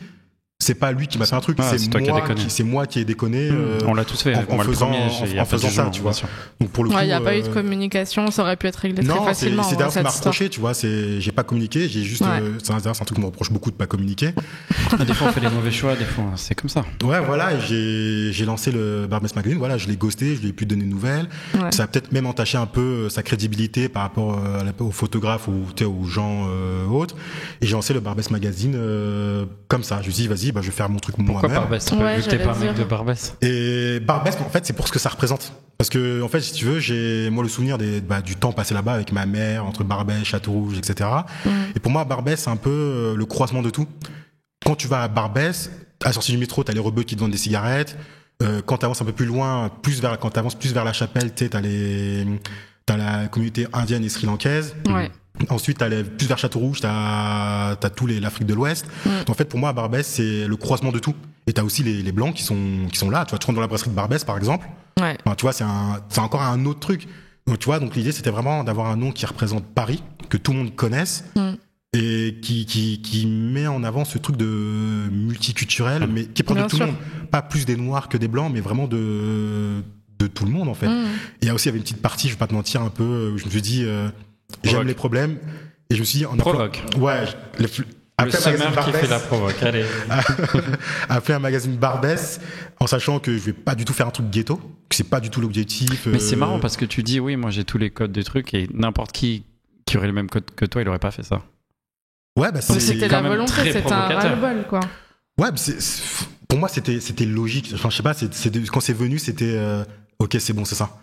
C'est quoi ta réflexion du coup? Donc il se passe cette histoire avec Pierre, tu décides de prendre un chemin différent, mais du coup quand t'as opéré ce switch là, c'est quoi la réflexion toi? Tu te dis j'ai envie de quoi? Pourquoi? Je veux un magazine, j'ai envie de faire autre chose. Le truc du mannequin, ça me saoule un peu. Et l'idée du magazine est de monter un magazine et surtout beaucoup d'orgueil parce que je me dis moi je suis bon. Je me dis franchement j'ai un œil, je suis bon, je sais reconnaître une bonne image. En plus à ce moment-là aussi il manquait plein de trucs, tu vois. Je te dis il y avait pas les noirs, ils étaient pas présents dans la mode d'une manière générale, mais autant dans le mannequinat que des stylistes, que des photographes, que dans la direction. Tu vois, des bookers noirs, moi j'en ai pas croisé beaucoup. Enfin tu vois, en fait dans tous les aspects de la mode, pas que ce que l'on voit, non aussi de ce qu'on ne voit pas. Et c'était tout ça. Et ce magazine se voulait justement. Aujourd'hui, ils appellent inclusivité, mais pour moi, c'est la normalité. Tu vois, il y a pas d'inclusivité. Pour moi, c'est ce qui est normal. Tu vois. Et du coup, j'ai lancé ce projet et j'ai fait ce que je pouvais vraiment. On lance le premier magazine, donc on va chercher des vêtements en friperie, on fait des trucs, on va des mannequins, tu sais, on fait comme on peut. Beaucoup aidé par Viva et Salons qui m'envoient quand même franchement des bons mannequins. des mannequins qui font des défis. Enfin, pour moi, c'était ouf quand même. Le magazine n'existait pas encore. Tu envoies des mannequins d'un certain niveau. Ouais, t'as eu le soutien de tes anciens collaborateurs. Vraiment, c'était vraiment cool. Les premiers numéros sortent. Et franchement, petit succès. Hein. Ouais. Franchement, petit succès. Tu sors quoi? Tu sors ta première édition en print, t'as du digital? Par contre, print. C'était full print. Moi, je savais qu'il fallait un print. Parce que quand tu fais un print, ça te met tout de suite à un certain niveau. Au niveau des agences de mannequins, t'es pas considéré pareil. Et pour moi, ce magazine, c'était que print. Je me voyais pas faire autre chose que du print. Et même le Insta à l'époque, c'était un Insta, jusqu'à même il y a pas très longtemps, c'était un Insta image. Tu vois, vraiment que des photos images et on n'allait pas plus loin que ça. Et ouais, petit succès, franchement. Et là, sur la première issue, qui sont les photographes? C'est quoi les stylistes? Comment tu fais venir des créatifs qui connaissent pas le truc pour le coup? Premier numéro, je fais beaucoup de photos pour le premier numéro. Parce que tout ça sort ça aussi, la photo. La photographie, ça. La photographie, ça a commencé pendant le période de mannequinat. Tu sais, quand tu repères un mannequin, il faut rapidement des photos. Et même des photos pour le book, en fait, tu vois. Pour une newsfest, pour aller voir les casting directors, etc. Ouais. Et en fait, je me suis dit, faire des photos moi-même, ça me ferait gagner du temps et économiser de l'argent. Donc je me souviens avoir acheté un appareil photo sur le Bon Coin en 2.2 et d'avoir fait un premier shooting avec un mannequin qui s'appelait Max, qui était chez M Management. Je l'avais shooté à Fontenay, je me souviens, et franchement, premier shooting, première bonne photo. Non mais le mec... mais vraiment, les photos, ils ont fini dans son book. Que des strikes, toi t'es au bowling, que des strikes. Je te jure. Les photos ont fini dans son book, tu vois. Je me souviens que les photos ont fini dans son book et moi j'ai enchaîné. C'est plus fort que moi, parce que moi la première fois, le premier shoot que j'ai fait, c'est pas moi qui ai shooté, mais j'ai shooté avec quelqu'un. Je croyais que c'était le plus beau shoot de la Terre. Si je le regarde aujourd'hui, je pense que... Ah non, moi franchement, c'était beau parce que j'étais beaucoup inspiré de photos que j'avais déjà vues. Et en fait, j'avais essayé de reproduire des photos que j'avais déjà vues. Bon, j'ai pas réussi, mais du coup, ça donnait un résultat ça va. Plutôt cool, tu sais, dans le cadrage, dans les couleurs, dans les machins, etc. Donc c'était plutôt cool. Et c'est pour ça que quand j'ai lancé le magazine, j'ai pu faire beaucoup de photos. C'était à l'époque où je commençais aussi à faire des Polaroids. Donc, c'est vraiment la marque, ça, du Barbès, quand même. Ouais, ça c'est devenu avec le temps. C'était pas du tout calculé pour le coup. Ouais. Et ouais, voilà, j'ai lancé, j'ai fait beaucoup de photos. Et je crois que j'ai quasiment fait toutes les photos du magazine, hein. Du premier numéro. Il y a eu Maud Meillard à l'époque, photographe, petite photographe de Paris, il photographiait beaucoup les hommes, c'est beaucoup de tests pour les hommes. Avec Serdan, qui était devenu styliste aussi à l'époque. Et je crois que pour le numéro 1, je crois que c'est les seuls qui sont intervenus. Le reste, je m'en suis occupé. Je m'en suis occupé. Et comment tu trouves le graphiste, le distributeur, l'imprimeur? J'ai tout fait moi-même. Franchement, première fois que j'ouvre InDesign de ma vie, c'est pour le Barbès Magazine. Tu fais toi-même la maquette du Barbès? Encore aujourd'hui, c'est moi qui fais la maquette, ouais. Il va te dire, j'ouvre InDesign, je fais un truc trop beau. Ah non. Non, j'ouvre InDesign et je passe peut-être 1 heure sur YouTube. T'apprends en autodidacte. Pas beaucoup, 1 heure sur YouTube pour apprendre InDesign. Mais t'as pas compris ou quoi? Mais non, mais tu passes 1 heure, genre comme si t'avais passé 1 an. Il y en a, ils sont à l'école pendant je sais pas combien de mois. Non, mais après, c'est pour faire la maquette d'un magazine. C'est pas non plus des choses. En vrai, c'est pas fou. Enfin, je pense que je vais peut-être utiliser 20% d'InDesign en réalité. Tu vois, j'utilise juste pour le magazine. Donc BABA, tu te formes en autodidacte et tu te lances, quoi. Et avec le temps, t'apprends des trucs. Tu vois, tu as besoin de faire un texte incliné, tu vas sur YouTube, comment faire un texte incliné, et du coup, t'as un nouveau skill que t'apprends. Mais tu sais, c'est au fur et à mesure. Toi, un texte incliné, j'ai appris ça sur la couverture avec les Jardines Nakash. Avant, je savais pas le faire. Tu vois ce que je veux dire? Tu vois la manière dont c'est la dernière issue. Celle de mars. Avant 5 ans plus tard. Donc en fait, il a fallu 5 ans pour InDesign. Tu vois, mais en fait, à chaque fois que j'ai besoin d'un show, je vais chercher l'information et je me la forme moi-même. Et c'est trop bien, ça, c'est hyper cool. Aujourd'hui, c'est moi qui fais le PDF de YouTube. Ça a changé la vie des gens, hein. Franchement, c'est incroyable. Ah, mais vraiment. Ouais, c'est ce que tu disais, Nico. En plus, ça me fait gagner du temps, ça fait que vous avez de l'argent. Parce que du coup, tu vois, avec le magazine, c'est que les images, je les traite à la fin. On shoot toutes les images, je récupère tout à la fin et le PDF, je le monte soit en 1 nuit, soit en 2 nuits, tu vois. Parce que c'est moi qui le fais. Parce que t'es un mec de la nuit, faut le dire, ça aussi. Ouais, aussi, je suis un mec de la nuit. On a la chance de t'avoir là avec le soleil. Mais du coup, tu vois, je fais tout moi-même et du coup, je peux gérer mon temps. Et j'ai pas besoin de faire appel à un graphiste qui va me dire, j'ai besoin dans 2 semaines, là, je fais tout moi-même, j'envoie tout à l'imprimerie. Et aussi, l'imprimerie m'a beaucoup aidé.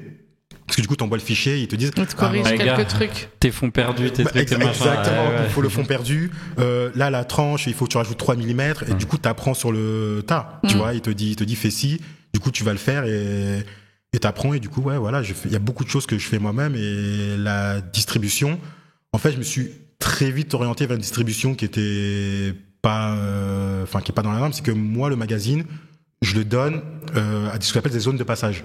C'est-à-dire que, genre, je trouve un fleuriste, je lui file 10 magazines, et en fait, quand ses clients passent, ils prennent le magazine, ils se barrent avec, et en fait, succès de dingue. Et c'était Maud Meillard qui m'avait donné le tips. Parce qu'elle a été fleuriste, du coup, et la fleuriste avec laquelle elle a travaillé m'a dit, mais envoie-moi 2-3 magazines, comme ça je les mets ici, ça peut être sympa et tout. Et vraiment, ça m'a fait tilt et tout, et en fait, ça marche. Et en fait, t'en es cool parce qu'il est gratuit. Les gens, ils voient, je sais pas, un joli magazine parce que c'est quand même un format assez grand. Objet, ouais. Tu vois, et ils voient ça. Le print aussi est très quali. Ouais, la qualité du print est très quali. C'était vraiment le but. Et le truc est gratuit, donc les gens ils prennent. Bien sûr. Donc du coup, attends, la première issue, donc t'as pas d'annonceur, donc tout ça, tu jettes de l'argent en l'air. On est d'accord que tu investis sur toi à 100%. Je jette de l'argent et j'aimerais aussi remercier Clarisse Lemoine parce que je pourrais me dire c'est Chloé qui a payé les premiers magazines. Parce que du coup, à ce moment-là, Clarisse Lemoine, moi je fais un calcul dans ma tête, je me dis Clarisse, elle est chez Chloé, je touche plusieurs milliers d'euros de commissions à chaque fois. Et en fait, c'est toutes ces commissions de Clarisse qui vont dans le magazine pendant des années en fait, jusqu'à la fin de son contrat chez Chloé quasiment. Ouais. Ok. C'est du fait que Chloé a financé, ou Clarisse a financé les débuts du magazine. Donc c'est Chloé là, le premier annonceur. Exactement, c'est Chloé le premier annonceur. Et ça, c'est énorme, ouf, ouais. Ça, c'est ouf. Et voilà, premier numéro qui arrive, qui commence en mai, mais en fait que moi, j'envoie aux gens en juillet. Je sais même plus pourquoi, je crois juste, vas-y, flemme, tu vois, je t'envoie le truc en juillet aux gens, etc. Premier petit succès, les gens commencent à trouver un engouement. Il y a un nouveau magazine papier qui débarque à Paris. Et j'ai rapidement mis un stop à tout le monde, parce que tout le monde pensait que ils allaient tous venir shooter pour le magazine. Et en fait, j'ai cut tout de suite. C'est-à-dire que tout de suite, ça a été un an. Et ça a été un truc qui est devenu très mystérieux, parce que j'ai enchaîné avec le deuxième. Faut savoir aussi encore une autre anecdote, c'est que je ramène le magazine à un ami frère qui s'appelle Gilad, ça se porta. Et Gilad, on discute souvent. Et moi, il me dit, Eli, il a un accent israélien, et il me dit, tu travailles avec Ozana? Je lui dis, c'est qui? Je lui dis, je connais pas. Il me dit, Women Management, tu devrais travailler avec Ozana et tout. Moi, je dis, vas-y, ok. Je fais une enveloppe, j'écris Ozana Women Management. Je passe chez Women. Vraiment, bonjour, je cherche Ozana. C'était l'époque, ils étaient. La table. Ouais, le système de table ils étaient tous collés, j'ai l'impression, tu vois. J'arrive, je dis Ozana, je vois Ozana, la seule noire de l'équipe qui me regarde. Grande aussi, comme toi. Je lui dis tiens, vraiment, elle me connaît pas, je la connais pas. Elle pense que t'es un livreur, toi. Elle pense que je suis un coursier. Mais j'ai une autre anecdote aussi sur ça après. Et je lui donne et je me barre. Tu m'as fait la même chose il y a pas longtemps, je te signale. Et même pas rentré. Et ce ouf. Pour déposer un truc. C'est quelqu'un d'autre qui a ouvert, il a donné le magazine et il s'est barré. Ça, c'est un truc que je fais beaucoup. Je sais pas, peut-être que j'aime bien me faire passer pour un coursier. mais tu sais que c'est un truc que je fais beaucoup. Il y a beaucoup de marques à qui c'est moi, je suis venu de livrer le magazine. Ouais. Ensuite, ils me rappellent, on aimerait bien faire un rendez-vous. Ils m'envoient un email et c'est moi qui débarque. Ils disent, je sais pas, moi j'aime. C'était pas vous le livreur? Soit je suis sur Paris, je te le dépose. Ou souvent j'ai rien à faire, vas-y, je te le dépose. J'économise en livreur aussi, donc tant mieux. Il n'y a pas de petites économies, en effet. Vraiment. Et du coup, Ozana envoie Sarah, qui travaillait chez Women à l'époque, m'envoie un email. C'est dans mon équipe maintenant. Et du coup, Sarah me dit salut, on a reçu votre magazine, en sachant que dans le magazine, il n'y a aucune information. Il y a marqué Barbès Magazine, il n'y a aucune info, il n'y a rien du tout.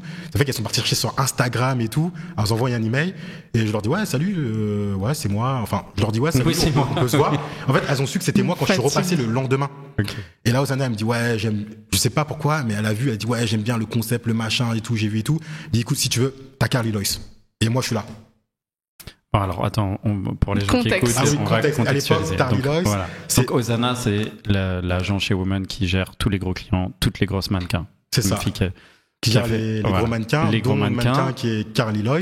Qui à l'époque, qui est toujours une grosse mannequin, mais qui à l'époque est au top du top. Le top du top. Campagne Céline. Dans le service, elle rentre dans le Vogue Paris. Elle défile pour Chanel, tout ce que tu veux. Elle est dans le top 50 des mannequins. Ouais. Ozana te fait un énorme cadeau. Elle me fait un big cadeau. Bon, après, avec des conditions. Elle me donne une liste de photographes et de gens parce que il faut quand même garder le niveau pour la mannequin. Ouais. Et dans cette liste de photographes, elle me dit Carly Lois et Camille Hurel. À l'époque, Camille Hurel défilait à toute patate. Exactement. 300 shows. Vraiment, et moi, je suis content. J'imagine. Surtout, je suis content parce que suis en face de personne, je la connais pas. Je vois Nana, je lui ai jamais parlé de ma vie. Ouais. Et la première chose qu'elle me dit, c'est Carly Loss. Mais t'as eu après la discussion avec elle de savoir pourquoi elle t'avait tendu la main comme ça ou pas? Jamais, mais je pense qu'on va la voir parce qu'on a les 5 ans bientôt. Ouais. Donc on va inviter plein de gens et il y a plein de trucs que j'aimerais faire et Hosanna en fait partie. Donc je pense un jour on aura cette discussion. Okay.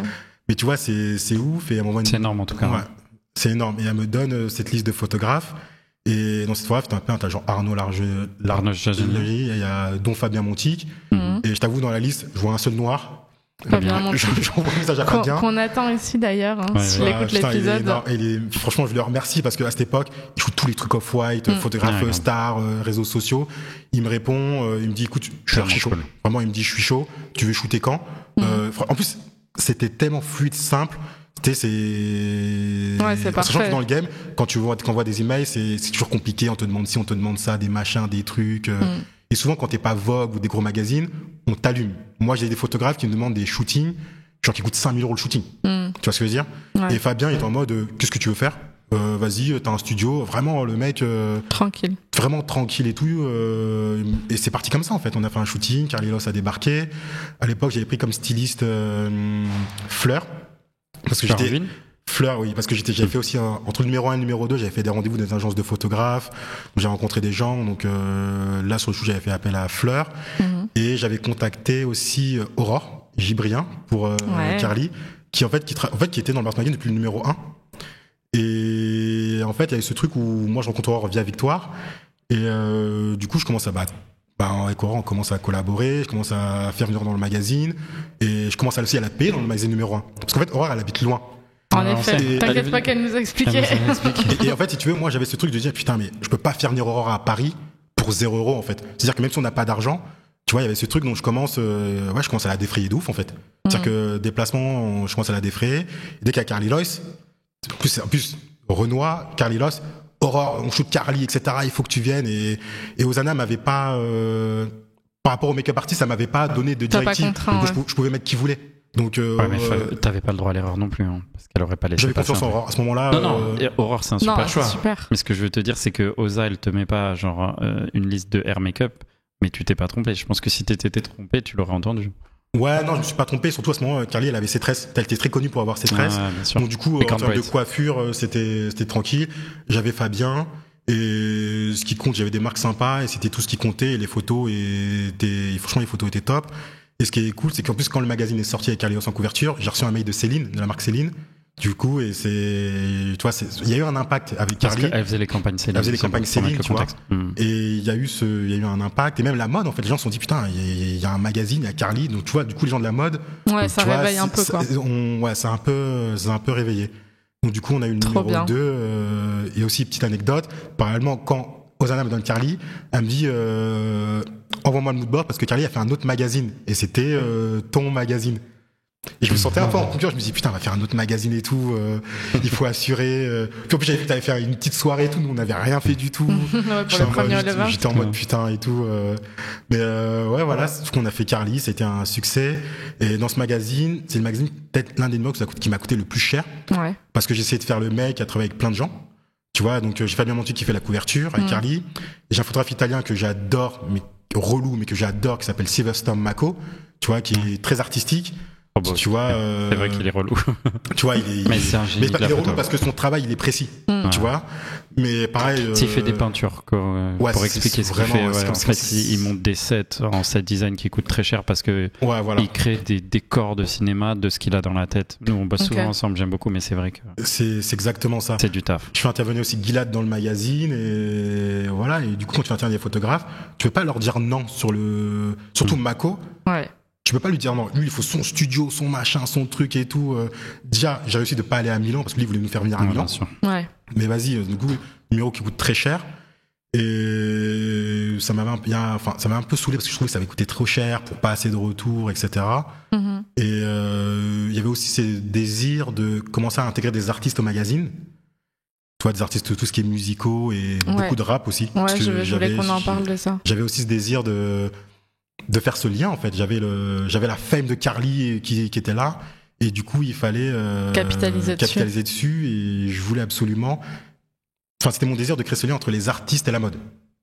à ce moment-là, on est en 2018-2019, il n'y a aucun Français, aucun rappeur, soit t'es un acteur, soit c'est des chansons françaises, mais il n'y a personne sur les défilés, il n'y a personne dans la mode, les marques ne calculent pas du tout les artistes, les rappeurs, etc. Enfin, tout ce qui s'appelle urbain. Musique urbaine, ouais.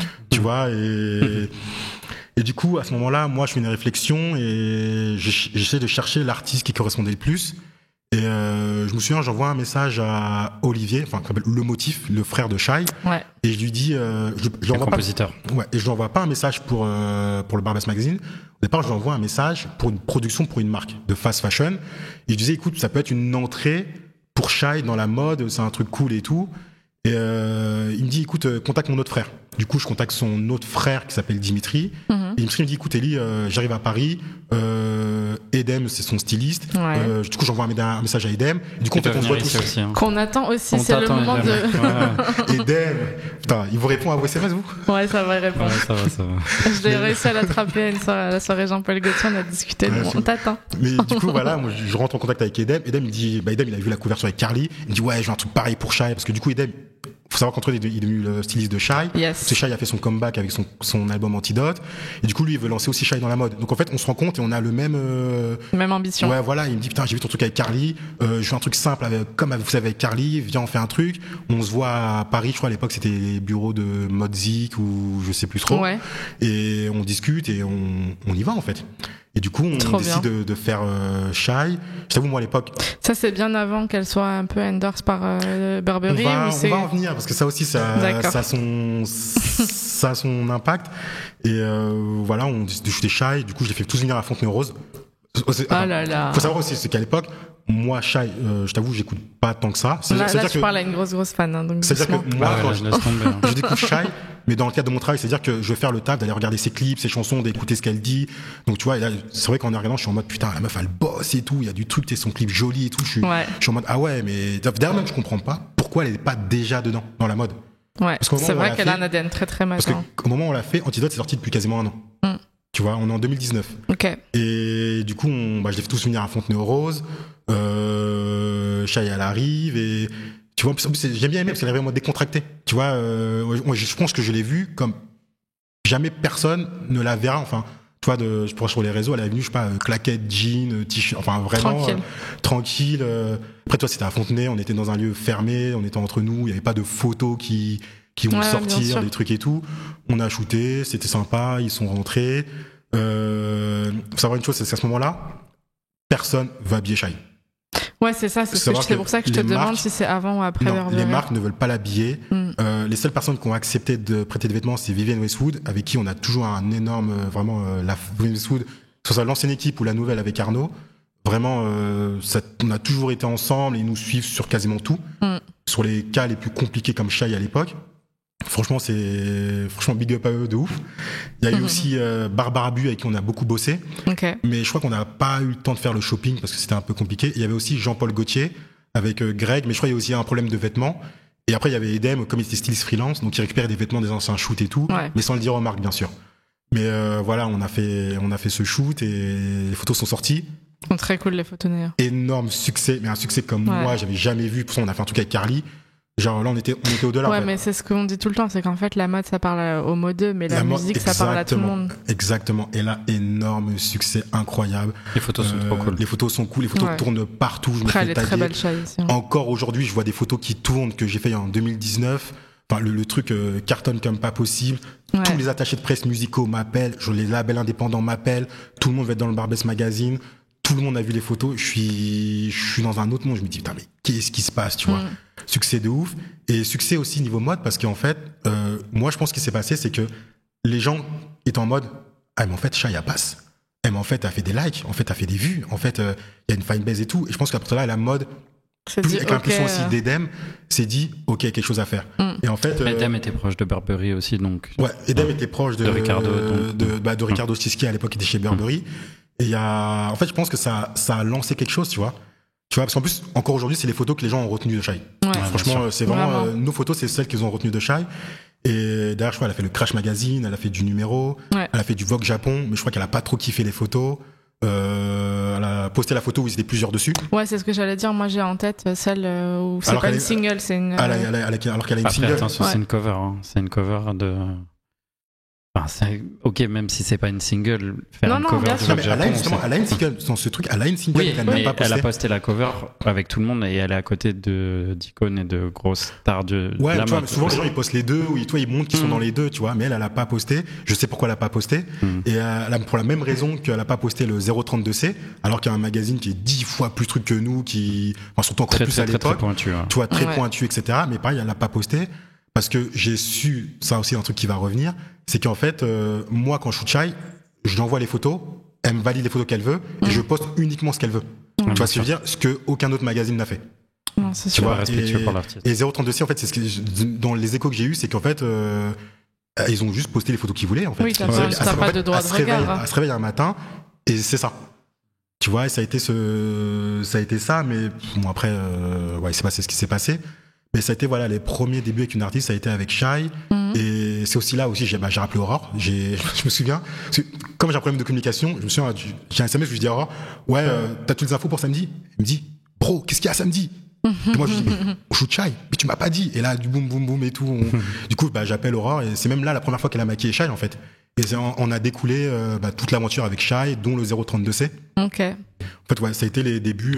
On peut même dire que c'était les débuts de Shai et Aurore. Ça a été à Fontenay-aux-Roses pour le Barbès Magazine. Et et tout, après il y a eu tous ces enchaînements et moi j'ai enchaîné en fait. Il y a eu un succès de ouf et ça a très bien marché. Et ça c'était pour le numéro 3. Et le numéro 4 c'était Bilal Hassani. Là pareil. Mais c'est assez récurrent. J'ai l'impression que tu trouves toujours les gens qui vont exploser, qui vont être très demandés après, et tu donnes un petit peu la primeur parce que peut-être qu'il n'y a pas autant de demandes. Les gens qui ont du potentiel et qui ont juste besoin d'un coup de pouce, tu vois. Après, s'ils explosent, c'est parce qu'on fournit des bonnes images et qu'en fait, on envoie un message aux marques et aux gens en leur disant, bah oui, en fait, regarde, ça marche, tu vois. Et c'est ce qui s'est passé pour Shai, c'est passé pour Bilal, et pas quand on fait Bilal, c'est peut-être pire parce que quand on fait Bilal, personne ne veut l'habiller, bien sûr, à part Vivienne Westwood et Barbara Buis, et t'as David qui travaille chez Delix à l'époque qui m'a aussi beaucoup aidé, mais personne ne veut l'habiller. Y a même des gens qui me disent tu devrais pas faire Bilal Hassani, c'est pas truc, ça va faire niquer un peu le magazine. Du coup moi tu me dis ça, ça me donne encore plus envie de le faire. Et surtout je suis convaincu, surtout que moi quand je fais Bilal, c'est pas Bilal, je le connais pas à ce moment-là. C'est pas du tout mon univers, je le suis pas du tout. C'est-à-dire que quand je fais Bilal, c'est vraiment dans un truc de je fais mon travail de magazine qui met en avant tout le monde et aussi des artistes qui ont un potentiel. Donc je suis vraiment tu vois, c'est pas t'es pas un fan, quoi. Je suis pas du tout un fan, tu vois. Et donc quand je le fais, c'est que je suis convaincu. Et on le fait, pareil, énorme succès, Bilal et tout. Première couverture du Bilal, finalement premier pas dans la mode aussi, tu vois. Et pareil, on l'a dit. Tu fais Lena aussi après. Lena, c'est quand même un peu plus tard. Un peu plus tard. C'est quand même un peu plus tard, tu vois. Il y a eu c'est un peu plus tard que Bilal. Et Bilal, c'était pareil, un énorme succès. Je vous passe les insultes que j'ai reçues en DM. De ouf. Je me fais insulter comme pas possible et tout. Donc si moi je reçois ça, je me dis qu'est-ce que lui doit recevoir. Mais pareil, succès. Et, tu vois, on l'habille avec des bonnes marques et genre Vivienne Westwood, tout ce que tu veux. Et il y a eu encore une fois, il y a eu un après. Aujourd'hui, il se fait habiller par des grosses marques, mais il y a eu un avant Barbès, il y a eu un après que moi j'ai vu. Bien sûr. Et après, attends, je t'arrête juste un moment, mais à ce moment-là, est-ce que tu commences à gagner de l'argent avec le magazine ou est-ce que c'est au moins viable? Non, je veux dire un truc pour aller plus vite. Jusqu'à mi-2022, on gagne 0€. On perd plutôt. Là, c'est que de la dépense. C'est que de la dépense. D'ailleurs, je compte même pas. Je suis tellement à fond que je compte. Tu sens que t'as un truc, donc t'y vas, quoi. Ouais, je sens que j'ai un truc, j'y vais. Après, on enchaîne. Je sais pas, on a fait un truc avec Younes Benjema. On a fait, je sais pas, je pourrais même plus dire, on a fait plein de trucs. Je sais pas, après, entre temps, on a fait Rokia Diallo, on a fait Lena. Lena que je connais depuis genre 8-9 ans. Tu vois, à l'époque, quand j'étais agent de mannequin, elle avait son blog, donc on se croisait. Tu vois, donc c'était assez drôle. Et quand on fait Lena, on l'a fait pas au bon moment. Parce que à ce moment-là, elle est pas encore bien dans la mode comme aujourd'hui. Elle est pas forcément à l'aise avec son image. Elle a pas enchaîné les shootings. Elle a encore ce truc lié aux cheveux. Et ça, moi, je le ressens. Tu vois, je le ressens. Et on l'a fait entre deux et bon, ça a marché, hein, mais on l'a fait pas au bon moment. Faudrait peut-être à l'avenir on fasse un truc ensemble. Faut qu'on trouve un contexte pour le faire. Mais je considère que Lena, on l'a pas fait au bon moment.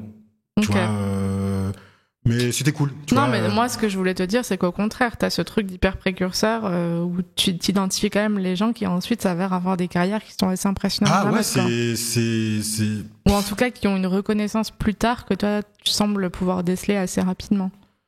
Bah finalement, j'ai peut-être jamais arrêté d'être un scout, tu vois. Je suis peut-être parti sur un autre. Je suis peut-être parti sur un autre bord, mais vraiment, quand je repère un profil, là, si tu me proposes. je sais pas, tu proposes une star qui est déjà installée, ce qui arrive encore aujourd'hui. Et franchement, je dis non. T'as vu, ça m'intéresse pas de.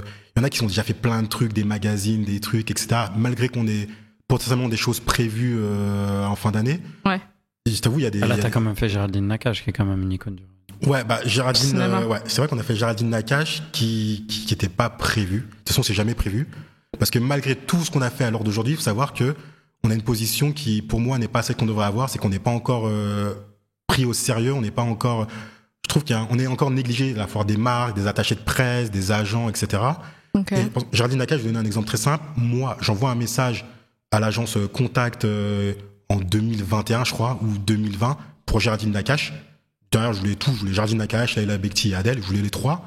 Et franchement, on me répond pas. Je les harcèle et je reçois une stagiaire qui me dit ouais, elle est pas dispo. Tu vois, non mais on sait tous ce que ça veut dire. Frérot, va te faire foutre. Non mais tu vois ce que je veux dire. C'est pas ça que ça veut dire. Elle fera pas ton magazine. C'est ça qu'elle veut dire. Voilà, ça veut dire je te calcule pas, je te connais pas. C'est une actrice. Soit c'est Figaro, soit c'est Elle, soit c'est Vogue, soit c'est une Vanity Fair, mais on va pas dans ça. Ouais. Géraldine passe chez Good Sister, ce que je ne savais pas du tout. Chez Good Sister. Ah, le podcast, ok. Good Non, Sister, c'est l'agence. L'agence, ok, pardon. Non, je dis n'importe quoi, pardon. Et en fait, on discutait pour pas du tout pour Jardine, on discutait pour Issaora de base. Tu vois, et en discutant avec Julieta, elle me dit mais je représente telle ou telle personne, et elle me dit on pourrait peut-être faire un truc avec Géraldine Nakache. Je me souviens qu'en fait, elle dit ça en fait, c'est même pas moi qui dis ça à Kevin, c'est la personne qui m'assiste. Et moi, Kevin, il me dit Géraldine Nakache, je lui dis franchement, je lui dis Kevin, envoie-lui un message. Et il lui dit pas de se foutre de ma gueule. Du coup, Kevin, on lui envoie ça un peu plus propre, tu vois. Il lui dit, j'espère bien. Et toi, il lui dit, dis-lui, est-ce que vous êtes sûr, parce qu'on avait déjà demandé et tout. Et elle dit non, je suis sûr. Si je te le propose, c'est que c'est bon et tout. Parce que moi, j'ai encore le truc parce que je sais pas qu'elle change d'agence. Ouais. Donc moi, j'ai le truc de quelques années du mec qui nous a ghosté comme pas possible, etc. Et Géraldine Nakache, ça s'est fait comme ça. Et moi, je kiffe Géraldine Nakache, je kiffe. Elle me fait rire de ouf. Et en plus, elle est vraiment drôle. Ouais, elle est très, très sympathique. J'étais super content de le faire. Et je savais que ça allait marquer un tournant dans le magazine parce qu'on n'avait jamais fait d'actrice française dans le magazine. Et encore moins d'actrice comme Géraldine Nakache. Ouais, aussi établie, ouais. Tu vois, et la preuve, c'est qu'après Géraldine Nakache, le téléphone sonne. Le téléphone sonne. Et le téléphone sonne. C'est encore plus drôle, c'est que l'agence adéquate, qui est la grosse agence d'acteurs, nous répondait jamais. Bon, c'est pas une agence d'attaché de presse, mais tu sais, des fois on passait par eux pour avoir des acteurs. Ouais, ils font de l'image quand même. Ils nous ont jamais répondu. On a envoyé un message pour une actrice qui est inconnue au bataillon, mais que moi j'ai découvert via une série qui s'appelle Opéra sur OCS, donc je vous la recommande. Okay. Et elle m'a dit mais bien sûr, quand tu veux. Tout de suite j'ai l'emploi du temps de la fille sur les 2 prochains mois. Okay. Tu vois, le truc ça accélère plus. Et ça c'est parce que Géraldine Nakache. Ouais, mais tu passes des paliers avec ton magazine. C'est ça. Mais moi je voulais personne par contre. Arrête avec ça. Mec, n'importe qui, tu passes par des étapes. Faut montrer patte blanche, comme on dit. Il faut montrer que quand on te confie des choses d'un certain niveau, t'es à la hauteur, tu vois. Tu peux pas en vouloir aux gens de pas avoir fait confiance au départ, des gens qui te connaissent pas ou à qui t'as pas encore fait les preuves. Moi, j'en veux aux gens qui ne... À un moment, tu me connais pas, c'est une chose, mais regarde ce que je fais. Tu vois ce que je veux dire ? Mais les gens, des fois, ils ont pas le temps. Franchement, tu vois, là, je pense à certains artistes. En 2-3 ans, tu peux peut-être trouver. Tu vois ce que je veux dire ? Moi, je suis pas pressé. Je te parle d'affaires, des artistes que je suis derrière depuis 2019-2020 pour certains. Tu vois ce que je veux dire ? Il y a des gens qui te répètent toujours la même chose. Donc, au bout d'un moment, c'est pas une question de temps, c'est une question de tu veux pas du tout et tu prends pas le temps de regarder. Après, je passe les étapes où on est très catégorisé encore aujourd'hui comme magazine de noirs et d'arabes. Et du coup, t'as les gens qui représentent des blancs qui se disent non. Parce que du coup, ça fait trop magazine de noirs et d'arabes. Et on n'a pas accès aux artistes racisés qui sont considérés comme premium parce qu'ils font des magazines dits des magazines de blancs. Tu vois un peu le truc. Et du coup, des fois, il se passe des trucs et je peux pas ne pas m'énerver. Savoir que ma manière de procéder aujourd'hui. Mais regarde, la victoire, elle est là de dire que en couverture aujourd'hui, t'as Géraldine Nakache. Tu vois, en fait, t'as gagné au final. Il y a rien à gratter c'est une victoire et même là, au contraire, tu vois. On est en discussion pour plus lourd encore. Une grosse actrice peut-être en fin d'année. Cool. Tu vois, donc en vrai ça marche. Franchement, ça tourne, ça marche et tout. Mais justement, je me dis à notre niveau en 2023, il y a des choses qui devraient plus arriver. Tu vois, on devrait être plutôt dans la discussion. Tu vois, je vais donner un exemple. J'ai fait une demande sur Lily Rose Depp il y a genre 15 jours. Son agent, Adéquate m'a répondu. Ils m'ont dit de passer par sa publiciste. Sa publiciste m'a dit, écoute, on vient de faire une couverture. Du coup, là, on n'en recherche pas une. Viens, on discute à la rentrée. Mais au moins, t'as une réponse. Mais au moins, t'as une réponse. T'as un peu de considération, et la discussion, elle est ouverte. Tu vois ce que je veux dire? C'est-à-dire qu'elle m'avait pas dit non, c'est mort. C'est très malin. Tu vois, on est dans. Après, c'est le game des magazines. Il y en a qui te disent oui, qui te disent non, tu vois. Genre. Mais moi, je suis pas contre le non. En fait, c'est ça le truc. Moi, je suis pas contre le non. Tu vois, surtout, je suis pas bête. C'est comme la fois, j'ai demandé, un jour, j'ai demandé Céline Dion. C'est exceptionnel, ça. Je suis pas débile. Je suis pas débile, tu vois. Mais il y a des trucs où je sais, quand je demande Céline Dion, je sais qu'on va me dire non. Tu vois, c'était. Ouais. Au moins, j'ai demandé. Mais il y a des profils où je me dis, c'est une question de timing. Il y a même des fois, on me dit, écoute, là, on a fini la promo, ou là, c'est pas le bon timing, ou un truc. On se reparle dans 6 mois.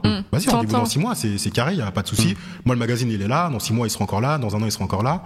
Mais en fait, si tu veux, tu sens quand la personne en face de toi, elle est ouverte à la discussion et que c'est pas un délire de non, je veux pas ton magazine. Tu vois ce que je veux dire, que en 2023, il y a aucun artiste français, enfin à mon avis, où on peut me dire non, je veux pas ton magazine. En fait, pour moi, c'est une question de sujet et de timing. Tu vois, parce qu'on est sur le cinéma, on est dans la musique, on est aussi dans l'art, on bosse beaucoup avec la Fondation Louis Vuitton. Enfin, tu sais, on essaye d'être sur tous les fronts. Donc pour moi, on est un magazine qui touche à tout tant que c'est en France, c'est parisien, c'est l'Île-de-France, etc. Mais quelqu'un qui va Je pense pas que faire de la communication. Ok, moi je vais me faire l'avocat du diable. Tu penses pas que faire de la communication autour du contenu du magazine pour contrecarrer le truc des gens qui s'arrêtent au Barbès, noir arabe, ça te servirait aussi? Si. Parce que tu disais, je me permets de te dire ça parce que tu dis que t'es pas super bon en communication en règle générale, tu vois. Je sais pas qui fait ça dans ton équipe, mais est-ce que tu penses pas que justement débunker un peu le truc de ok, on n'est pas ça et venez, c'est cool, ça te servirait pas sur le long terme? Si, t'as parfaitement raison. Et c'est justement ce qu'on est en train de faire là. Franchement, on a commencé il y a peut-être 3 semaines. Et déjà, on a vu la différence. On gagne plus d'abonnés, on a plus de likes sur les réseaux sociaux. Et l'événement du 19 juin, c'est aussi l'objectif. En fait, l'événement, il marque les 5 ans, mais il marque aussi un avant et un après. C'est-à-dire je pense qu'on va rentrer dans une nouvelle ère où déjà on fait un événement, ce qui n'était jamais arrivé. Parce que personnellement, j'avais jamais eu le besoin de faire un événement. Mais t'as parfaitement raison. Et moi, je suis pas quelqu'un de non plus têtu. J'écoute et je réfléchis beaucoup et je me contredis aussi beaucoup. Et on arrive des fois. Moi, je vais être très honnête, j'avais un a priori négatif sur toi avant qu'on se connaisse. Comme beaucoup. Non, je sais. Et aujourd'hui, t'es quelqu'un que j'apprécie beaucoup. Mais je pense que ce truc de communication que t'as, ça, tu vois, ça peut freiner certaines personnes. Tu vois. Je sais que t'as le recul sur ça et on en parle. Je t'en parle. C'est pas un jugement. Et je t'en parle parce que t'en as parlé depuis le début, tu vois. Mais je pense que d'un point de vue extérieur, vu ce que t'as comme contenu dans le magazine, vu la qualité de ce que tu produis, je pense que le problème, c'est la communication. T'as raison, parce que cette réflexion, je l'ai eue, et c'est pour ça qu'on a déterminé cet événement, et c'est pour ça qu'il y a une nouvelle dynamique qui va arriver, qu'on essaye justement de mobiliser les marques. Enfin, on va être plus présent, tu vois, qu'avant. Parce qu'avant, vraiment, tout dépendait du numéro qui sortait. On sortait un numéro. Du coup, il y avait une série d'images qui sortaient pendant peut-être 1 ou 2 semaines. Et des fois, tu pouvais pas avoir de post pendant 2 semaines. Et moi, sur mes réseaux personnels, je communique pas, quasiment pas du tout. Donc, non, là, il y a une nouvelle dynamique qui arrive. Et l'événement du 19, justement, ça va marquer cet avant-après. Mais t'as parfaitement raison. Et moi-même, je suis arrivé à la conclusion où c'est un problème de communication et qu'on ne communique pas assez avec les gens. Et tu vois, il y a pas longtemps, on a reçu un commentaire sur Instagram d'une meuf qui disait que le magazine commençait à trop se gentrifier. Parce que le fait qu'on ait fait Géraldine Nakache et qu'on ait fait ça il y a pas longtemps, je pense que pour elle, c'était trop de blanc d'un coup. Too many white people. Alors que Géraldine, en plus, elle est pas vraiment blanche. Moi, je pense que c'est ça. Et du coup, je me suis dit, en fait, au lieu de m'énerver, je me suis énervé au début, mais je me suis dit, tu vois, il y a une action, je me suis dit que, c'est peut-être parce que aussi, j'ai jamais communiqué sur pourquoi Barbès, pourquoi tout ça, en fait. Et je me suis dit, en fait, voilà, la meuf, elle donne ça parce qu'en fait, elle sait pas, parce que moi, je l'ai jamais dit, jamais communiqué. On va le faire pendant le 19, tu vois. Là, tu le fais là, c'est bien. Déjà, je le fais là. On compte sur toi pour pousser le podcast. Hein, du coup, quand ça va sortir, faut que les gens nous écoutent, qu'ils comprennent. Toujours. Et tu vois, le 19 aussi, on prévoit des activations, peut-être un talk, des machins. On essaie de voir comment on peut communiquer. Tu vois, on essaie de mobiliser aussi Make Up Forever, avec qui on bosse beaucoup. Parce qu'il faut savoir une chose, c'est qu'on parlait de est-ce que le magazine était rentable.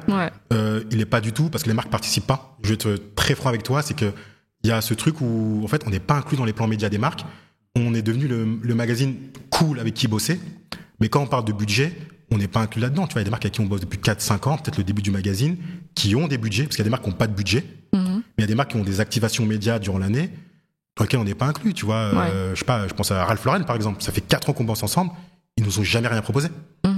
Tu vois, c'est ouf. Et tu vois, Vivienne Westwood, ils ont pas de budget communication. Mais il y a un soutien qui est différent. Il y a un soutien qui est là. Tu vois, quand je parle à Arnaud, il me dit, écoute, il y a une boutique, il y a ci, il y a ça, on a des partenariats. Si tu veux, on peut faire quelque chose, propose-moi. Enfin, tu sens quand la personne, elle veut. Une volonté. Tu vois ce que je veux dire? Trouver une solution, quelque chose. Il y a plein de choses comme ça. Il y a plein de marques. Comme là, j'ai appris qu'il y a 2 marques avec qui je pensais qu'on allait faire une activation cette année. Finalement, non. Et on le fait pas parce que ils ont décidé d'aller ailleurs. C'est tout. Il y a pas de. Après, les budgets cette année, en achat d'espace et tout, ils ont grave dit. Non, là, on n'est pas dans l'achat d'espace. Achat d'espace, il y a des agences pour ça. Et on vient d'entrer en contact avec une agence pour ces parties-là. Moi, je parle vraiment d'activation, réseaux sociaux, partenariats, brand content, tous ces trucs-là où littéralement les marques dépensent beaucoup d'argent dans ce truc.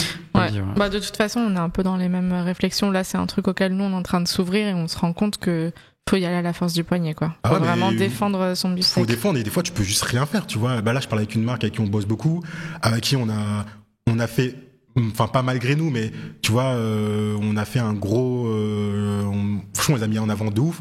Je parle notamment de Levi's, tu vois, où Koba, il est en Levi's sur la couverture, ça se voit. On a balancé des reels sur TikTok, sur Instagram, des trucs.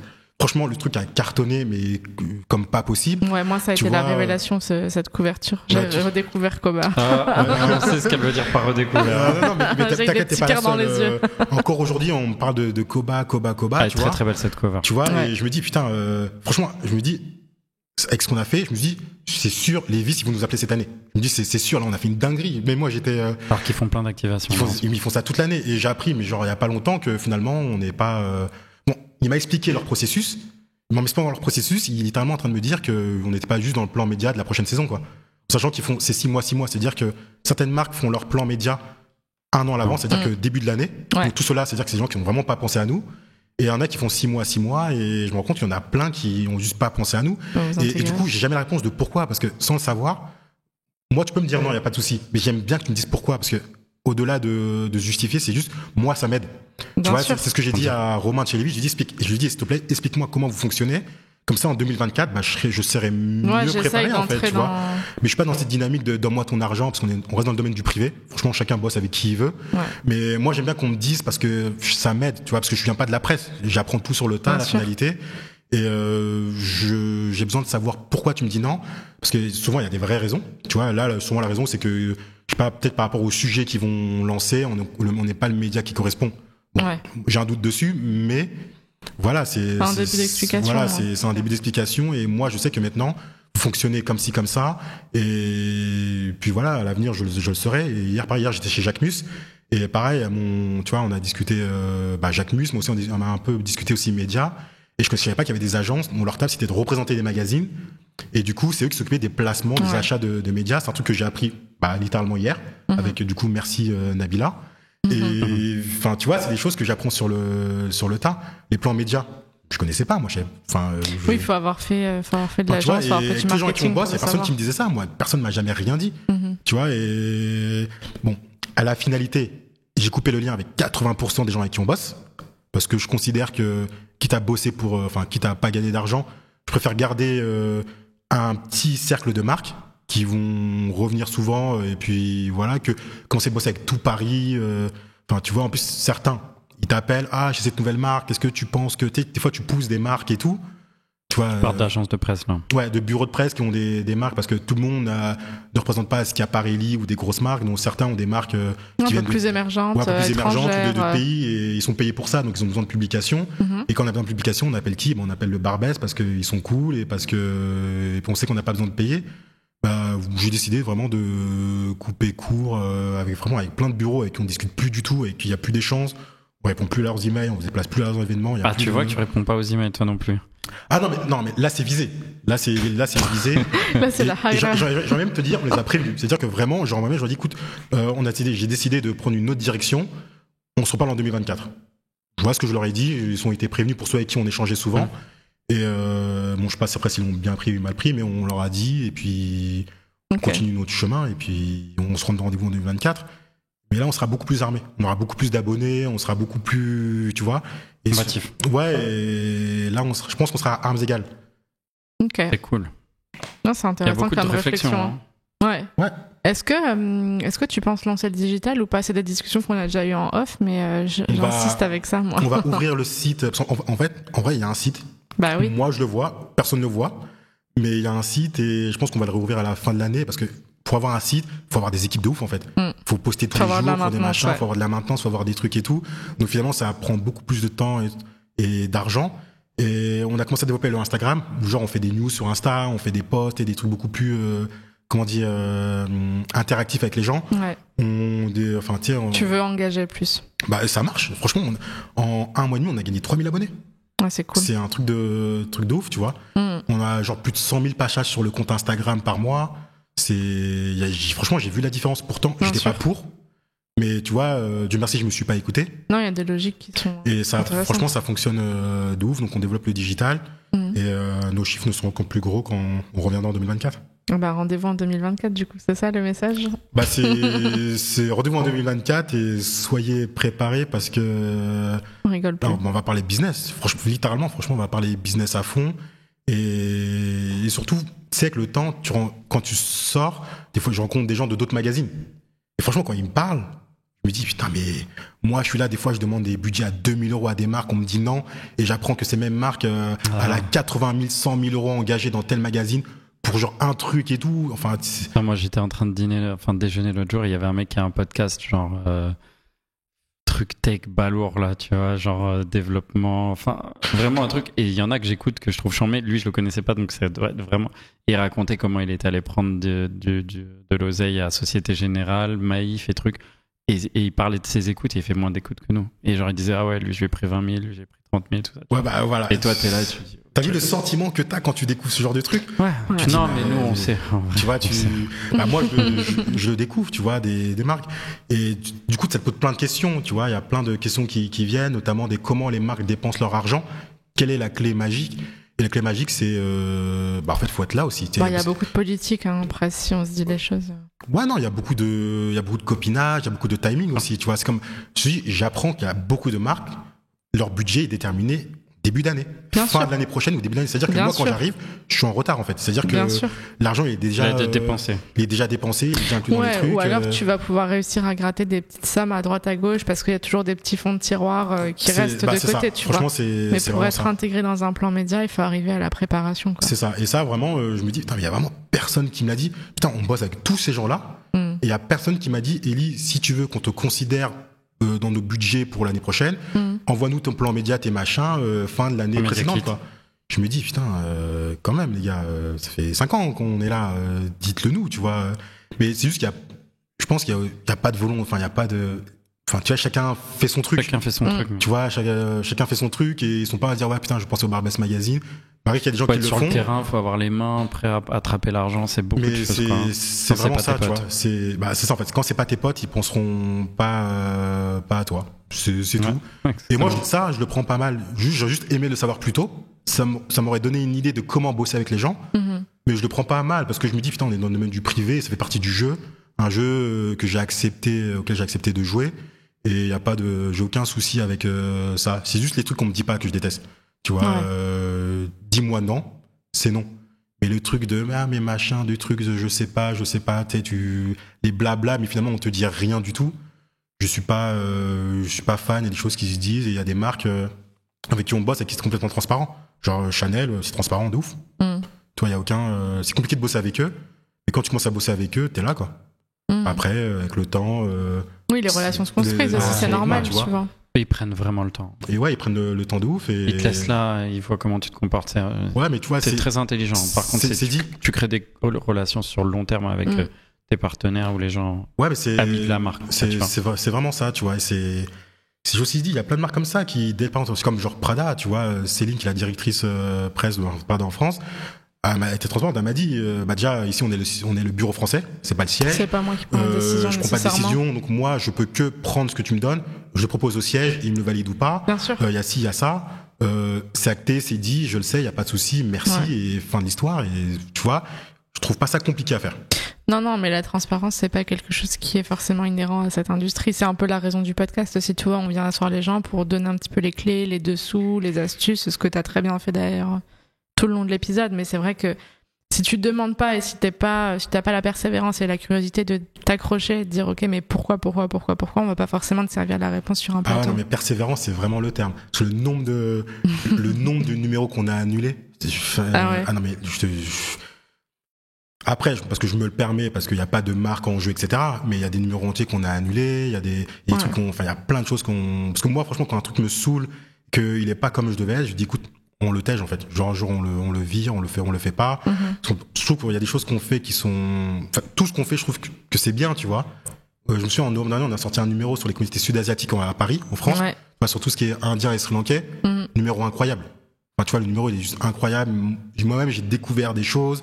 Quand on est parti voir les gens étaient tellement heureux qu'on s'intéresse à ce qu'ils faisaient. Moi, je découvre que t'as l'Inde du Sud, t'as l'Inde du Nord qui sont deux pays presque différents. T'as le Sri Lanka, t'as les Tamouls, t'as les ci, t'as les ça, t'as plein d'histoires, t'as plein de choses à faire. T'as même l'influence de l'Inde dans la mode. Tu vois, il y a plein de choses. Et de toute façon, ce numéro, il a été pour moi il n'a pas été diffusé, il n'a pas été assez diffusé. Ouais. Il n'a pas été tout son potentiel n'a pas été mis parce que disons que les marques et les gens n'ont pas tant suivi. Parce qu'on parlait de l'Inde. Les gens en France, ils s'en foutent. De toute façon, c'est bien représentatif aussi de ce qui se passe. Tu parles, je sais pas, des Indiens ou des Sri Lankais, dans la tête des gens, c'est pac-pac. Et fin de l'histoire. Donc tu vois, c'était très... Non, c'est un peu réducteur, mais oui, c'est un peu ça. Moi, je l'ai vu dans le processus, parce que quand tu fais un numéro comme ça, j'apprends sur le tas aussi. C'est-à-dire que moi-même, je découvre. Et après, vraiment... tu vois, c'est les communautés qui saisissent des sujets aussi. On a une copine, Jen, qu'on embrasse, qu'on a reçue sur le podcast, qui est sri-lankaise, tu vois, qui se saisit, elle, du sujet, parce qu'elle sent qu'elle a une plateforme et qu'elle commence à pouvoir explorer ces sujets-là, tu vois. Donc c'est toujours un petit peu le chat et la souris, de se dire... Ouais, mais j'ai vu qui prend la parole, quand, pourquoi, comment. Moi, j'ai décidé de en étant fidèle aussi, tu vois, en maquillant pas des cultures. Moi, c'est ce que j'ai décidé de faire vraiment avec la vision de la personne qui sait pas et qui va découvrir. Donc du coup, je suis parti voir tous les gens concernés et on n'a rien maquillé, tout est dit comme c'est dit. De toute façon, de manière générale, on envoie toujours les photos et les textes avant pour validation. Donc tout, tu vois, vraiment. Ouais, tout a été dit comme ça a été dit, ça a été vraiment une découverte et vraiment une communauté qui est sous-représentée ici. Même le racisme banalisé les concernant. Et du coup, quand j'ai sorti ce numéro, j'ai vu à quel point les gens vraiment s'en battaient les couilles, tu vois. J'ai vu Mais non, mais du coup, tu vois la différence. Tu vois une sortie... Alors que c'est un truc digne du M Le Monde, en vrai. Mais c'est... Franchement, on a fait... en plus, on est très comparé à eux. C'est fort ce qu'ils font. Ouais, ils sont très, très forts. C'est une belle comparaison si on te compare à eux. Ils sont très très forts. J'aime bien l'idée, tu vois, justement on peut toucher tous ces sujets. Tu vois, qu'on peut être un jour on va faire une resta, l'autre jour ça va être autre chose, tu vois. Ouais, j'aime bien ça. Je pense qu'on aurait été M Le Monde, on aurait peut-être eu un peu plus d'impact. Et je me dis ça fait la notoriété. C'est la diffusion. Ne serait-ce que la diffusion. Tu vois, on n'a pas réussi. Tu vois, ça me saoule, mais on va se rattraper le 19 parce que le 19. Donc le 19, attends, c'est quand est-ce qu'on dit aux gens il faut qu'ils viennent. Ça va être annoncé sur le réseau, mais le 19, ça sera à l'ancien Tati de Barbès, à l'Union de la jeunesse. Ouais, j'en mets. On a la chance franchement, ils nous laissent on a tout le bâtiment, littéralement. On adore l'endroit. J'ai fait la visite, on a les 2-3 étages, les annexes, les machins. On était là il y a 2 semaines pour le lancement du podcast de notre amie Gloire. Là. On s'est croisés. D'ailleurs, allez écouter ce podcast.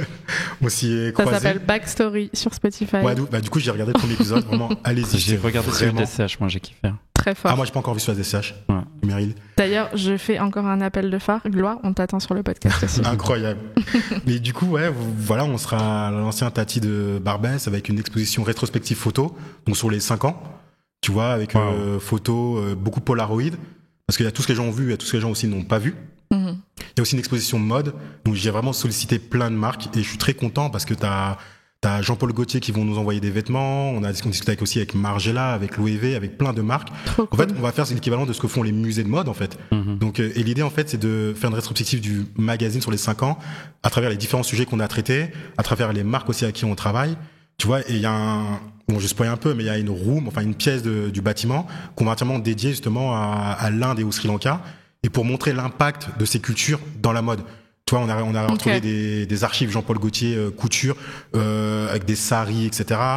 J'ai repéré des archives John Galliano avec des imprimés, etc. Enfin, franchement, je suis vraiment parti loin. J'ai reçu en contact avec des designers indiens, tu vois, mais qui opèrent à Paris, Parce que l'intérêt, c'est aussi Paris, en fait. Ouais. Donc, qu'on opère à Paris, donc il y a plein de petites choses comme ça. On va aussi il y aura aussi une room sur le nouvel en chinois. Parce qu'on a fait un numéro. Ouais, il est très beau ce numéro. On a fait un sujet sur le nouvel en chinois. Donc on a recontacté les gens qu'on avait shootés. On a une exposition en termes de, pareil, toujours de vêtements à travers les différentes marques de luxe pour montrer l'impact de ces communautés dans la mode. Ouais. Mais aussi, il y aura des expositions aussi d'habits. Tu vois, on avait photographié les costumes de tigres, etc. Donc il y a toute une exposition autour de ça avec un storytelling. Ah ouais, c'est du boulot tout ça. Je suis en plein dedans et je suis très content parce que de manière générale, les marques ont beaucoup répondu présent. On répond du présent, et celles qu'on dit non, déjà vous ratez. Et beaucoup, c'est parce qu'aussi beaucoup sont représentés par des bureaux de presse, et donc on a des intermédiaires. Okay. Mais quand on est en relation directe avec les marques, franchement, elles ont toutes dit oui. Elles sont toutes cool et tout. Trop bien. Donc ouais, c'est vraiment sympa. J'ai vraiment hâte de montrer c'est trop cool ça. Moi aussi, j'ai hâte de voir, parce que là, on bosse justement sur la scéno, et trop vraiment j'invite vraiment les gens à venir, parce que vraiment la partie qui va me parler le plus, au-delà de, il y aura beaucoup de mes photos de Polaroid qui vont être exposées, mais finalement moi ce qui me fait kiffer le plus, c'est vraiment la partie sur l'Inde, parce que c'est un travail en fait qui a été fait en novembre, parce qu'on aurait dû avoir une exposition sur l'impact de la communauté indienne et sri-lankaise dans le monde de la mode, qu'on n'a pas pu faire justement. Okay. Donc du coup il va être fait le 19, et c'est un travail c'est un vrai travail de recherche. Et ça va être beau, en fait. Ça va être trop bien. beau. Et je pense que ça n'a jamais été fait à Barbès. Autant de marques, tu sais, tu vas avoir des métiers d'art Chanel, tu vas avoir des trucs comme ça et tout à Barbès. C'est du jamais vu. Et les gens vont pouvoir aussi venir voir tout ce qui est haute couture, des choses qu'ils ne voient pas, au quotidien, venir voir tout ça, les storytelling, aussi des trucs, des images, des explications. On a aussi invité beaucoup de personnalités qui sont venues dans le magazine au fil du temps, en fait. Ouais. Donc ça va être cool. Ça m'angoisse un peu. Génial. Non, ça va être charmé. Mais franchement, je pense que ça va être cool. Trop bien. Ça va être sympa. Trop bien. On sera là de toute façon. Ouais, vous allez recevoir les invitations la semaine du 12. Ok. On attend ça. Mais bravo en tout cas pour ces 5 années de travail, même plus, parce que du coup les années Scout sont des années de dur labeur aussi. 10-11 ans. Ah voilà, la décennie. Bravo pour le parcours. Merci d'avoir partagé tout ça aussi ouvertement avec nous. Ouais, et puis merci à vous de m'avoir invité. Hâte de voir la suite. Merci beaucoup. Merci.